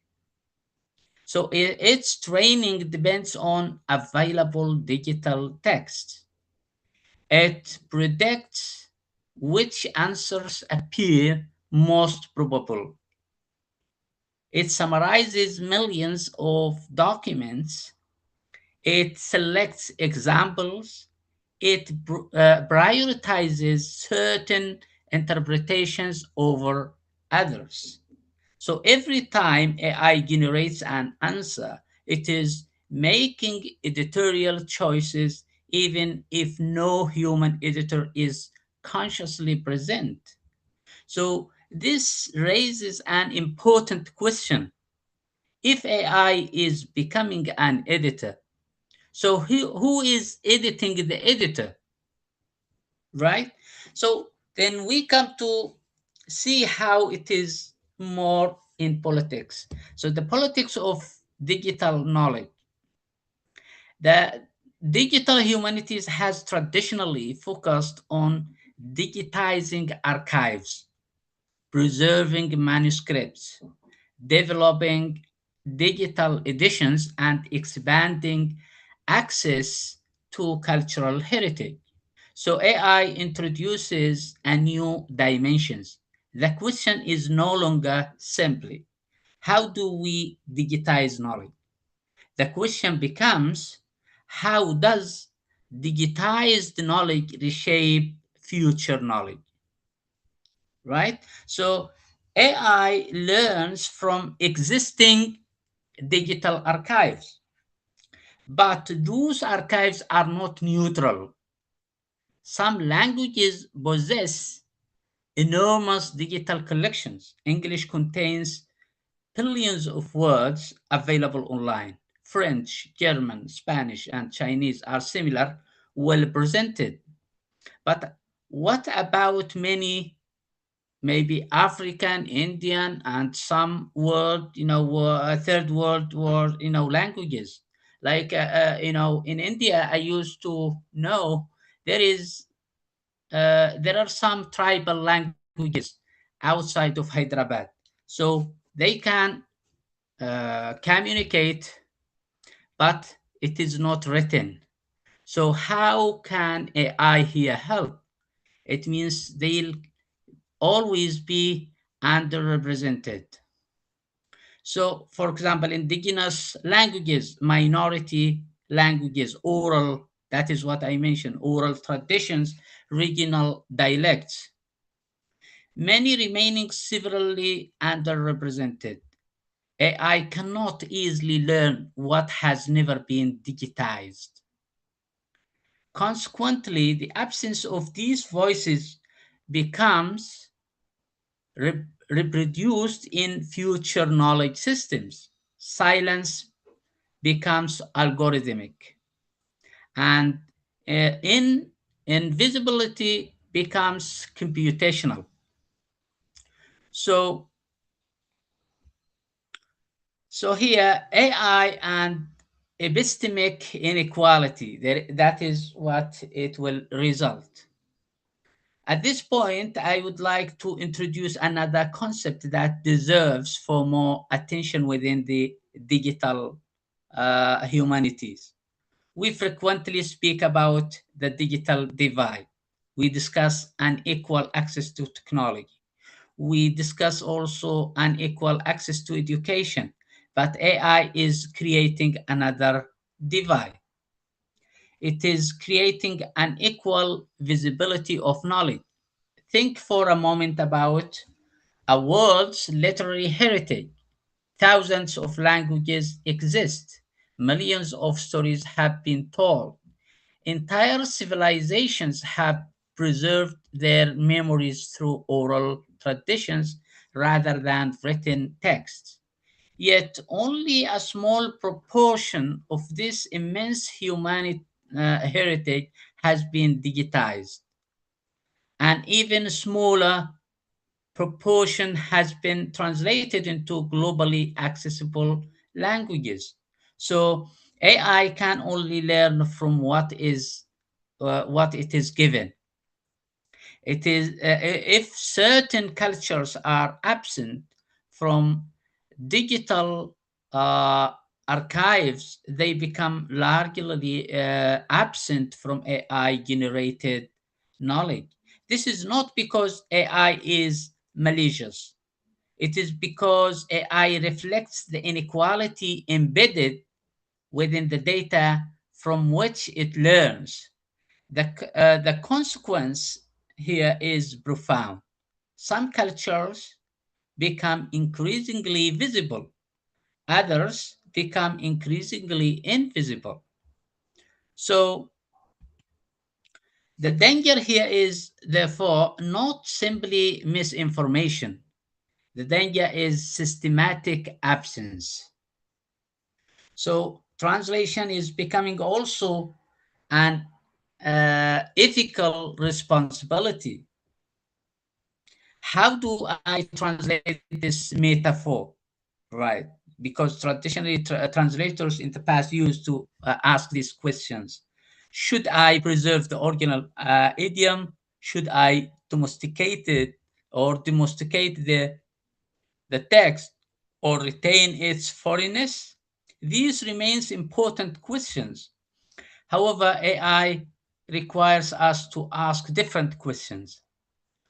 Whose voices are missing from the data sets? Whose histories remain untranslated? Which literary traditions have never entered the digital archive? Who decides what becomes training material? So, translation therefore becomes an ethical act before it becomes a linguistic one. When we translate a marginalized text, we are not simply making it readable, but we are making it discoverable. We are ensuring that future generations are and increasingly future AI systems can encounter that knowledge. So many translations or every translation today is potentially part of tomorrow's digital memory. The realization of, so that realization changes the role of the translator. The translator is no longer only a mediator between languages.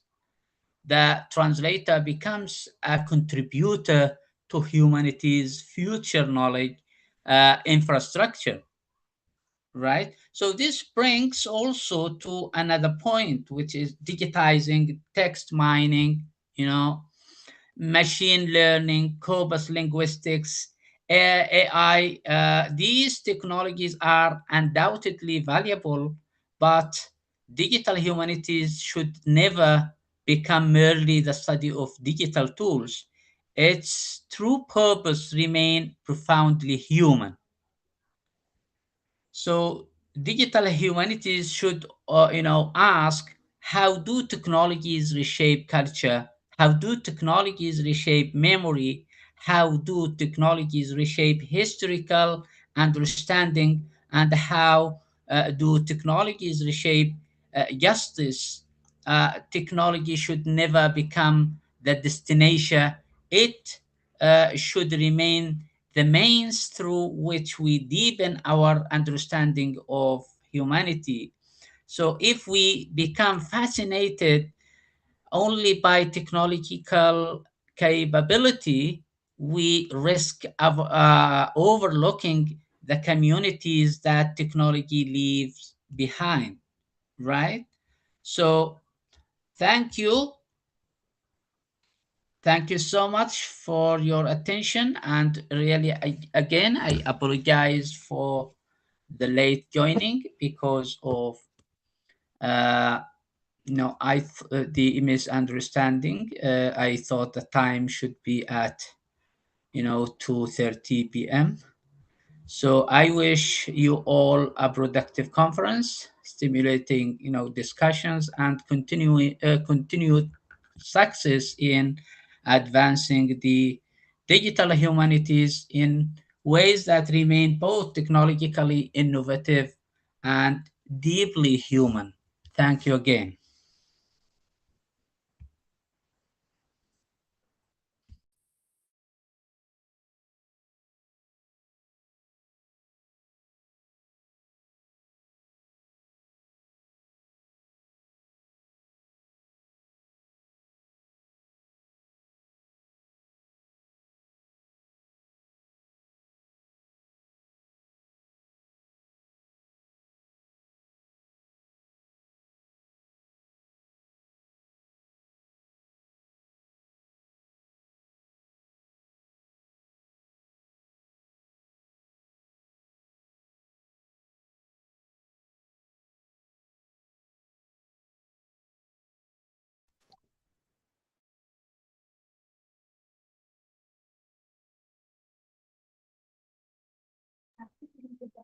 Thank you so much. Are you there, sir?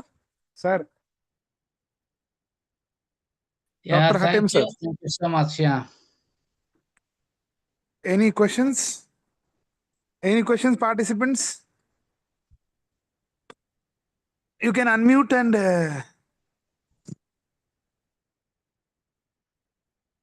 dear participants, any questions to our Dr. Hatim? Yeah, very informative session. Billah Zahir from Kashmir. Okay. So they are appreciating a lot. Again, it was the University of Kashmir. We have so many participants. Gopal Krishna Joshi from Maharashtra. Okay, thank you so much for all of them. And I Great. think Janardhan you gathered Mogre from great scholars, and MIT University, I think. Yeah. Yeah, and you have my WhatsApp. You can approach me. Also, we'll collaborate with publication. Yeah, definitely. We The definitely British will. Library already confirmed, Yeah. the publication of our journal, and we will be happy to collaborate together, working together. Yeah. Thank you so much. Yeah, Again. thank you. We will make probably by the end of this month we will compile. Means we will collect all the papers who are interested in ALT Literary Press Journal sponsored journal UK, and we will share with you. We are happy to announce that British Library has given the ISSN number to the journal, Yeah. and participants will definitely share the papers, and then I will share with you.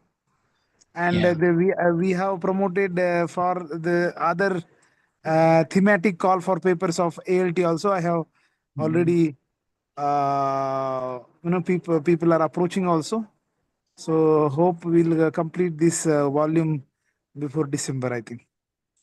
Yeah, great. Thank you for that. And also, we are, applying for fund to build on this, first journal issue international conference, and we'll try to get a fund for to bring some great scholars to participate in person, and we are in the process, so we'll be in touch in this regard. Also, if there are any scholars who want to publish their books, it will be free, publishing also, but it should match the criteria of the press, right? And we'll be happy to publish the work. Yeah. Respected participants, translation is also welcome with ALT, as well as other books. Your books also are welcome. Only thing is that there are some criteria, like there is some criteria like some rules are there that AI free and plagiarism free, and it should be scholarly. If if they meet this criteria, then definitely they can approach. I have already shared the WhatsApp group also, and WhatsApp sorry, our website also, and I feel they will definitely start exploring the kind of books and that journal papers are being published by ALT Literary Press UK. So thank you once again for insightful plenary talk. And after this, now we are moving towards valedictory session within I think 10 minutes. So thank you so much. It will be offline, the valedictory, and then we will share the certificates also online to the Thank you. online participants. Yeah. Thank you. Have a good day. Bye. Bye. Thank you.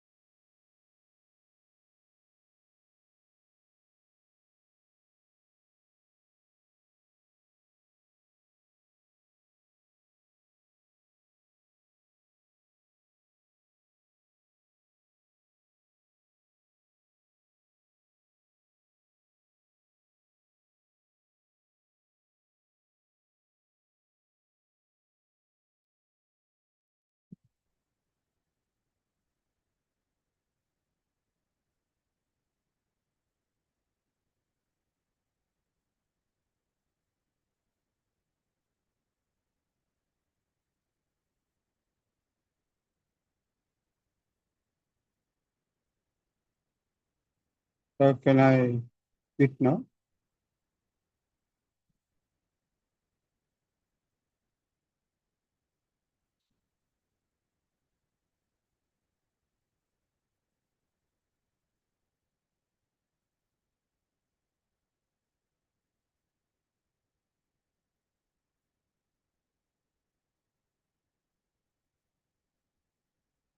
Sir, I have to join the YouTube link, sir, or else stay in this group, sir.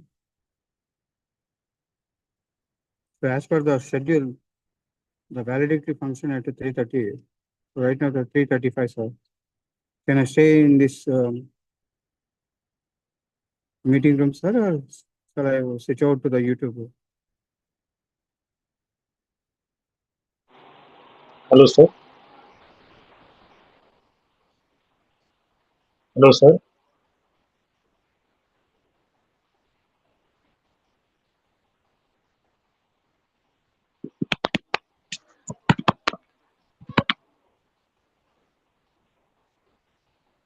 Sir, validity function is started, sir. Hello, sir. Can you hear me, sir? Yes, sir. Yes, sir.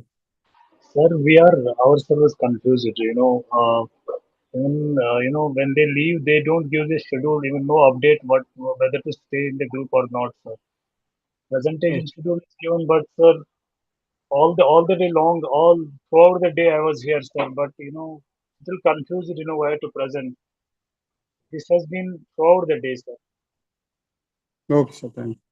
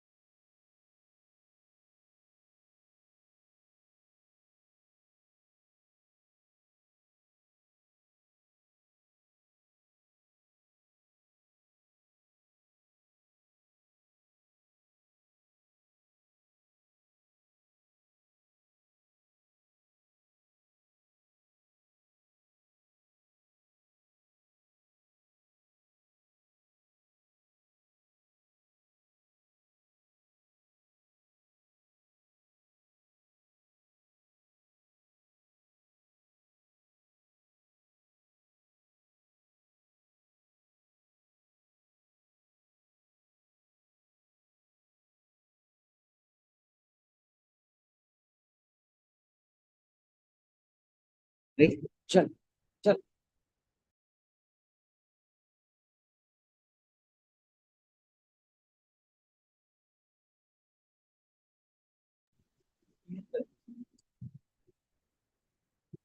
A very warm welcome to everyone assembled for the validity session for International Conference and Innovative in Digital Humanities through AI. Every meaningful journey deserves an inspiring conclusion. The past 2 days have witnessed remarkable academic and declaration, innovative research, presentations, and enriching interactions among scholars for their disrupt discipline. Rabindranath Tagore once said that the highest education is that which does not merely gives the information but makes our life in humility with all extents. The conference has beautifully embodied this vision by the intelligence, artificial intelligence with the humanities for the advantage of society. First, okay. First,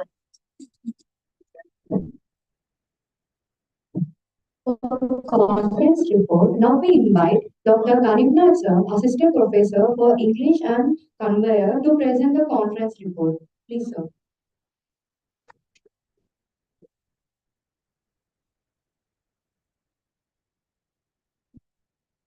Respected AD sir and all my faculty members, we are going to conclude it today. So I would like to read the report of this particular thing. It was started almost 6 months back, and our AD sir has proposed this idea, and we have taken it up. And it was, I feel it is a grand success with 262 papers. So I will read now. The Department of English, Guru Nanak Institution Technical Campus, Hyderabad, successfully organized the International Conference on Innovations in Digital Humanities through Artificial Intelligence. That is a 1.0. We have given the title ICICIDHAI on 31st July and 1st August 2026 in hybrid mode. So we thought, nobody should be deprived of this opportunity. So we went for both the modes, online as well as offline. The conference served as a global platform, including 3 publishing partners, Rupkatha, International Journal of Humanities, and ALT Literary Press, as well as our GNI ISBN. We have also got number, and many people have worked for it. So the conference served as a global platform, as well as for all paper presenters, we have given the opportunity to present as well as get the insights from chairpersons. So the inaugural session commenced, and with the traditional all invocation and all. After that, our director sir, AD sir, and the chief guest and the keynote speaker, they have given their encouragement and the wishes to all the participants. And afterwards, we witnessed almost 262. Especially, we have received 358 papers, and we have shortlisted after review 262 papers. And we had 40 different thematic tracks, 36 online, 4 offline, and we had 8 offline chairs, as well as almost 45 online chairs. And with their support, we could complete spanning 2 days. We have successfully completed the presentations. And initially, we got some hiccups in online presentations, but we have successfully completed them on second day. Then the technical sessions were chaired by very eminent personalities of various universities, including Srinidhi University, again Mahindra University, again NIT Nagpur, as well as different surrounding colleges, as well as our resource persons also have chaired few sessions. And I am proud and very happy to announce that it was appreciated by our Vice Chancellor sir, Director sir, as well as Assistant Director sir, Dr. P. Kedarnath sir, as well as the whole academic community has given their thumbs up, as well as they appreciated our institution, that is Guru Nanak Institution's special efforts to stand alone and uh, probably the best conference in Hyderabad or in private category. I can proudly say that we are the best in conducting international conference on AI and digital humanities. And I would like to thank everyone, each participant, each volunteer, especially Harsha and their company. They have witnessed. Harsha has created almost website as well as Facebook page, Instagram page, and he was very much instrumental in back support to our promotional activities. So this was done, and especially special thanks to the encouragement of our beloved AD sir, who has checked the conference through and through. And especially, I would like to give special thanks to sir only, because I have created the souvenir, but the print was missing. But sir has brought it to the no, surprisingly, it was overnight. That was his especially, and not only that, for publishers contacting, he has guided throughout, like how to write particular publishers and inspired them, let them go, and he was ready to give, and he gave especially ODs also approved also. So that was and he has taken the approval, and we could successfully complete these both the days. So I wholeheartedly thank known and unknown names, especially from KL University, Vijayawada. People have come again, CBR College of Engineering, and all people from Mahindra University, then NIT, and then IIT Guwahati. All people have presented well, and so that made our conference very successful and one of its kind. So thank you so much.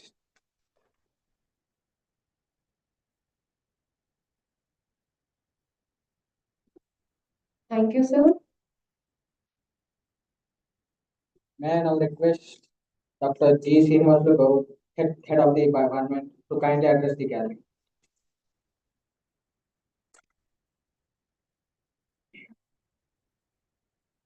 Good afternoon, one and all. So it's my privilege to talk in this your midst. So I'm very happy. So part of this program. So entirely from, especially just last 2 weeks onwards. So we are completely concentrating on this. So how the program will go, okay? Especially the how it is going to end up. So anyhow, we are very happy. I'm very happy my side. Also is so some mistakes will be maybe happen, right? So whenever we start working, so it will take this kind of mistakes.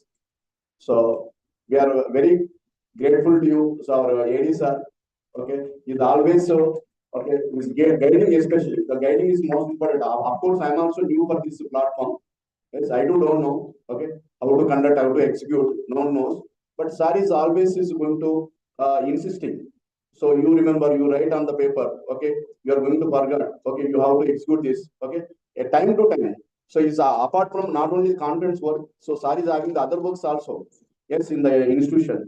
So a couple of days back, we have completed the graduation day also. So busy, all these busy schedules, sir is remembering and is alerting always. So I would like to thank you, sir. So especially to you, because of your initiation. So the you conduct, we have to do some events like this. So I'm very thankful to you. So also, Dr. Kanivna, so is a member, okay, main convener. But this is only was in July month. He completed all the 262 papers. It's not a small thing, yes. So this credit goes to completed to you only, sir. Okay, we cannot. Nobody having the right to claim. So this success, right? I'm very thankful to you. I'm all the best to your future. Yes, you have to do this kind of events more and more. Yes, so we are there here to support you. So next to the student voluntaries, especially Harisha. So actually, at the time of we are appointing in the English club, I'm not going to notice. But once it is this program, whenever we started this program, this special international conference, so I noticed it personally. So without him, so it's not easy to execute all those things, especially in a technical point of view. So technical point of view, it is very sound. So we are appreciating he is having the well future. So I'm very appreciating, sir. Next to all the voluntaries, especially they are wholeheartedly, they are done their work, whatever we assigned to, so without hesitating. So all the teaching faculty, all the English faculty members also, I would like to thank. So whenever I'm assigning any work, so they are completed. Yes, I'm appreciating that. So I'm very thankful to one and all. So those who are here. So I also thanks to Muthulakshmi madam also. Yes. So the execution, everything was put up on the letters. So many letters, madam is changes. So according to whatever the higher authority is asking, right? Next to Sunita madam. So co-convener. So next to the participants, the three participants are there. Okay, I'm very appreciating madam. So I would like to thank your patience. So you're spending the time, valuable time here. Thank you for giving this opportunity.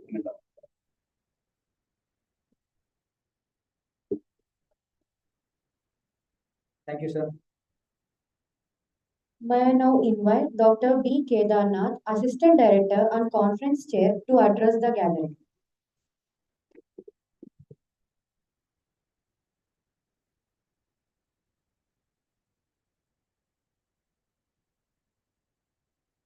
Dear head of the department, Dr. Srinivas, dear faculty members from other institutions, especially keeping these patients all the way, staying for 2 days.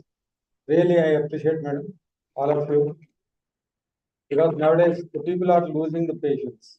Okay, so in fact, when we have started this international conference, so initially we thought we were in dilemma whether we have to go with online kind of program or offline kind of program.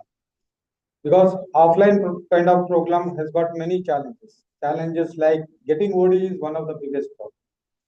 And even if they get the OD, so possibly the institutions will provide 1 or 2 days maximum.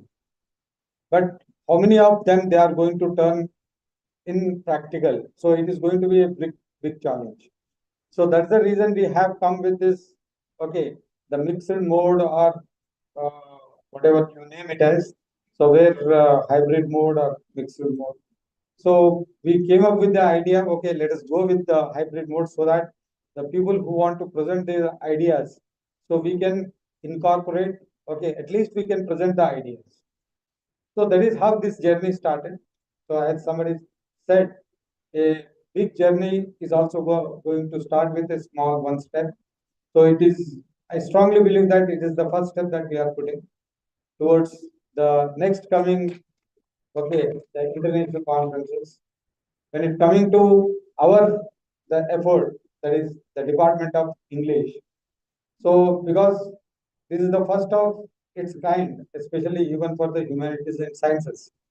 So it is first of its kind that we have started this particular journey in the form of these international conferences. So when we are taking up such a big activity, definitely we do have certain problems. Definitely we do face certain mistakes. So we are going to learn from the mistakes. So similarly, so everybody has started contributed wholeheartedly. They came forward, especially the Department of English. Okay, every faculty member, okay, is equally contributed. Okay, it is your victory, whatever the achievement that we are getting from out of this program. So it is their achievement. Okay, keep it up. And especially the Kanifunar, okay, bearing with me, Srinivas Gaur, Kanifunar, especially, even Mr. So really they are bearing with me. Every time, whenever something goes wrong, sometimes I will suggest them, sometimes I have shouted at them. Okay. So in spite of that, okay, they have taken it positive. Okay, the main reason is, so we are looking for the quality. Okay, not only here, our institution or any other institution. So they want to present every activity or any event that we conduct. It should be proper, errorless, okay, and nicely presented. So our team has put their maximum effort to make it flawless, okay, and make it beautiful, nicely presentable. So the inaugural session was very nice. Okay, I thank all eminent speakers from the in the list. Okay, from NITs, IITs, and the participants from various institutions, prestigious institutions, and thanks for them for attending offline, and also those who have presented online because of their their own I can time constraints and other uh, reasons. They could not make it possible to attend offline. Okay, I also extend my congratulations to all who have participated in offline and online. Okay, once again I thank you. Once again I congratulate my entire team. Okay, for making this event a grand success. Thank you very much. And especially, not last but not the least, student coordinators and volunteers. So your contribution, your effort, and your patience, I have seen a couple of days back. Since then, you guys are working very hard. Without your support, it would have not been so successful. Okay, for every small thing, you guys are rushing pillar to post to arrange the things. Okay, keep it up the spirit, and from this you learn the how the things are organized. So where the things go wrong. Okay, so these are all the learning experience for you, and we want to provide that platform to the students so that they have to attend and they have to understand how the big events can be organized. Okay, thank you everyone. Okay, thank you.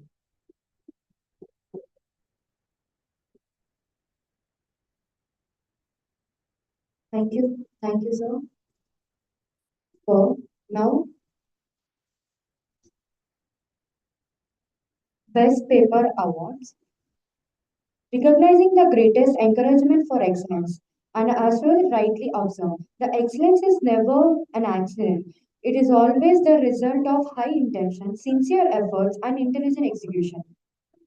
It is now time to recognize the outstanding reach of contribution presented during the ICIDHAI 2026.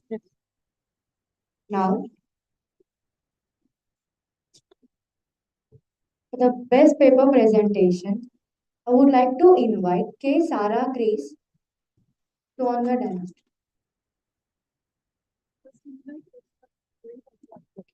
I invite Kanimnan sir, Srinivasa Gaud sir, and Kedarnath sir to please come on to the dance.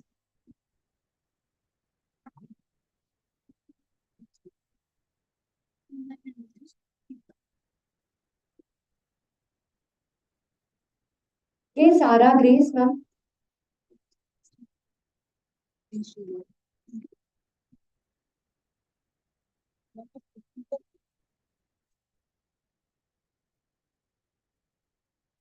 And Sridevi, ma'am.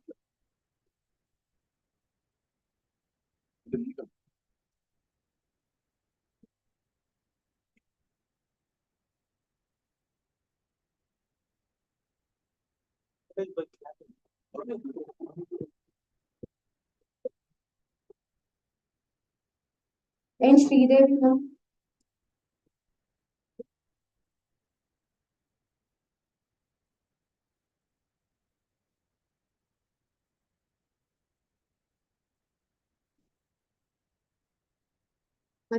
Vishal.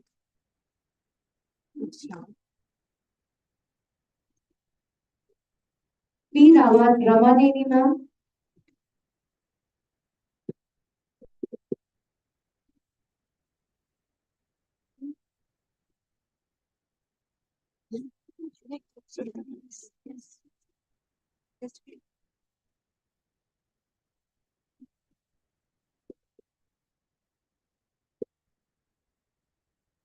Dr. K. Sunita ma'am.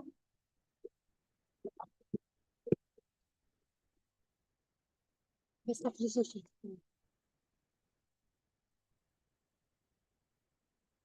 Best appreciation. Ma'am, keep Harsha's certificate also, no, ma'am. It's there in that. But that is appreciation, no?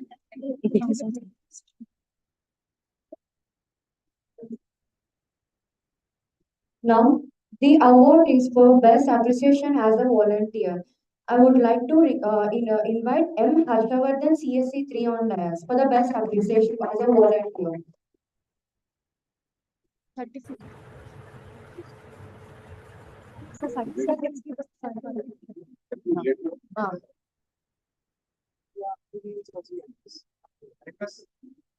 Next is presentation. Paper presentation. I'll give it 3 but Now, next, this is a certificate for paper presentation. I would like to invite Dr. Shrikant sir. Yes.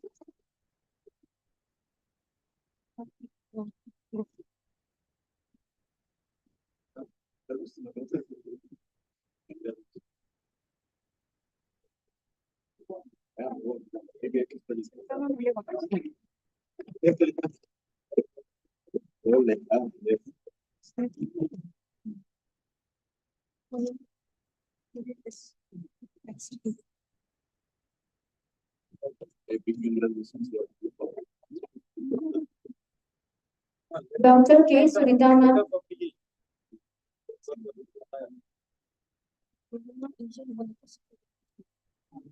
Dr. K. Sunita ma'am.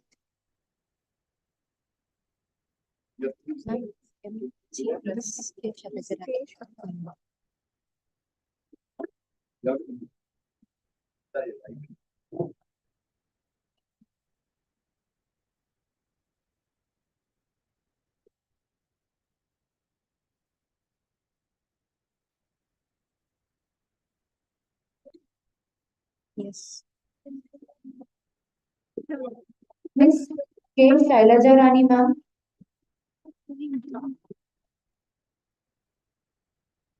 Harsha.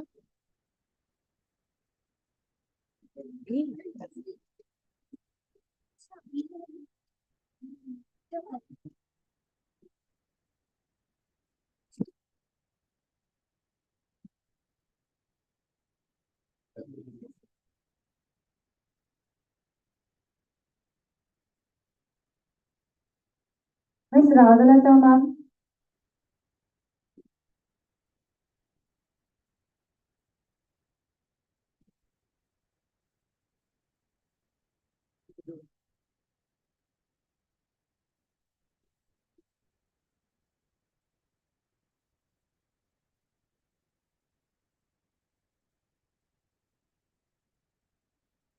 Dr. B. Kishore Reddy sir.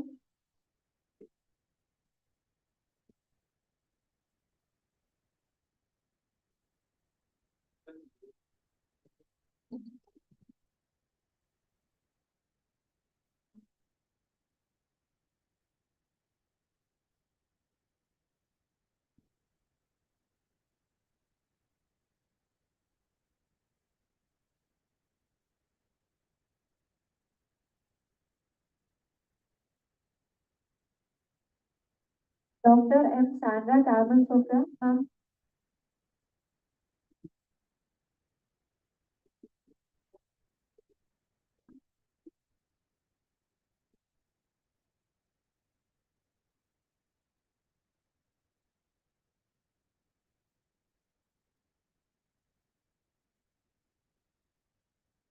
Dr. Govind Nair sir.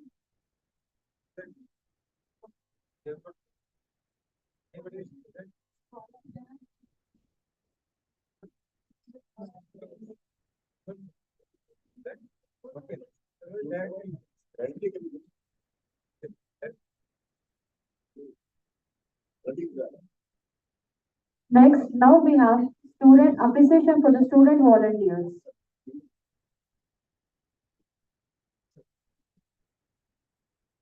Harshavardhan from CSC3.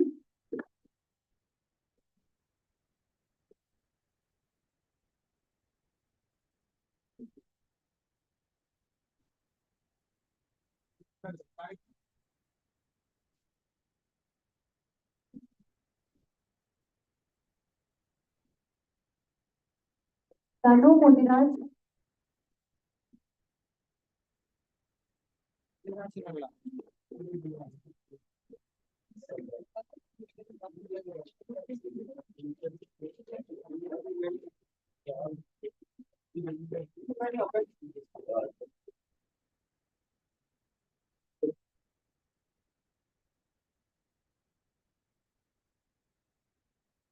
Sharon Tej from Cybersecurity 2.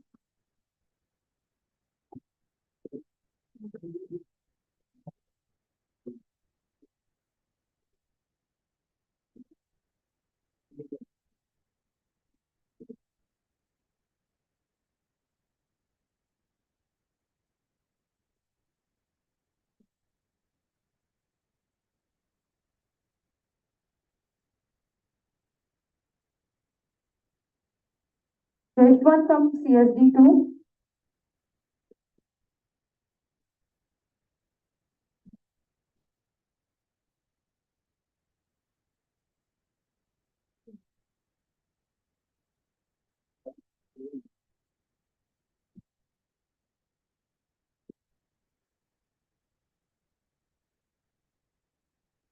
Rishi Ram from CSO.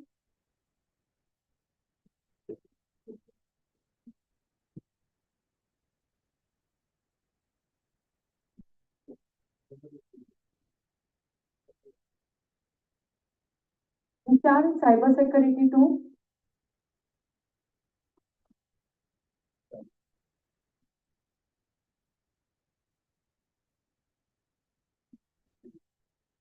Sirivalli CSD3.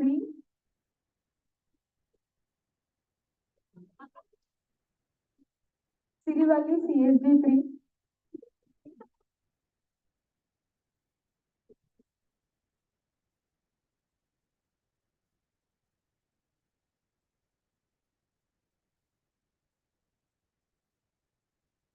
Sumedha Sri CSD3.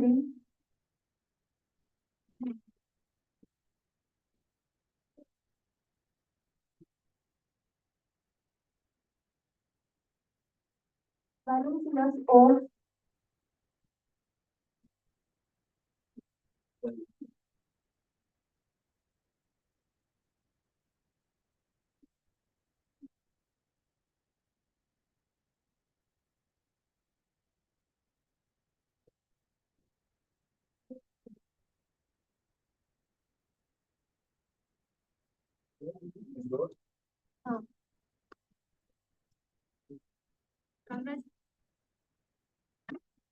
Congratulations to all the awardees. Your accomplishment inspires the academic fraternity and the pleasure expressed in reach.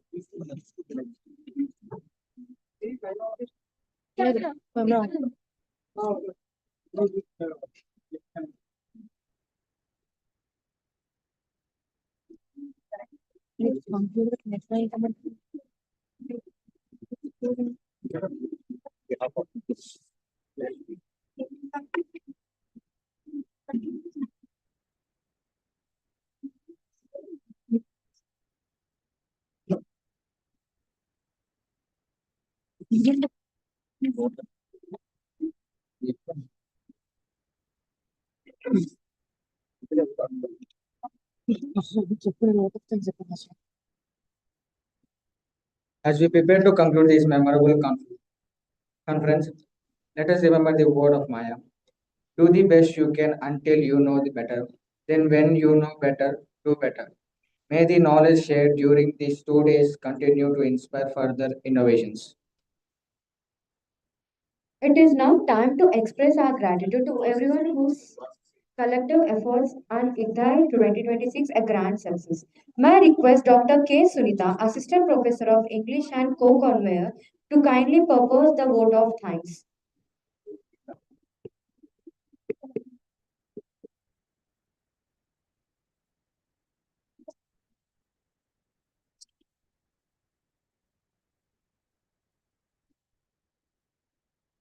Yeah, good evening. I take privilege to propose word of thanks. Now, first and foremost, I would like to thank God for giving us this wonderful opportunity to have international conference in our college, Guru Nanak Institutional Technical Campus. And I would like to uh, show my heartful appreciation for our Assistant Director, Sir Dr. Kedana Sir, for his constant support and encouragement. Without Sir's constant support and encouragement, we would not be able to do it. And next, I would like to thank our HOD, Dr. Srinivas Gaud sir, who really encouraged us in every step. And I would like to thank our convener, Dr. Kanif Nasser, for his wonderful idea of conducting this international conference. And he was putting 100% efforts day and night to make this successful. Last but not least, I would like to thank all the staff who have supported. And my special thanks for our student Karthik, who has really helped us in a great way. And I thank you all for helping us, especially all the student volunteers. And thank you all for this opportunity. Have a great day.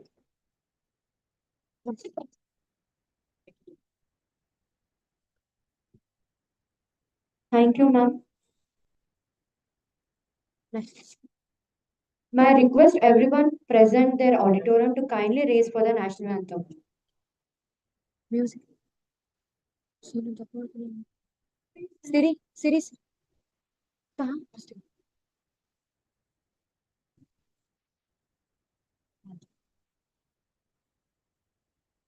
जनगण अधिनायक जय हे भारत भाग्य विधाता पंजाब सिंध गुजरात मराठा द्राविड उत्कल गंगा विंध्य हिमाचल यमुना गंगा उच्छल जलधि तरंगा तव शुभ नामे जागे तव शुभ आशीष मागे गाए तव जय दाता जन गण मंगल नायक जय हे भारत भाग्य विधाता जय हे जय हे जय हे जय जय जय जय हे जय हिंद.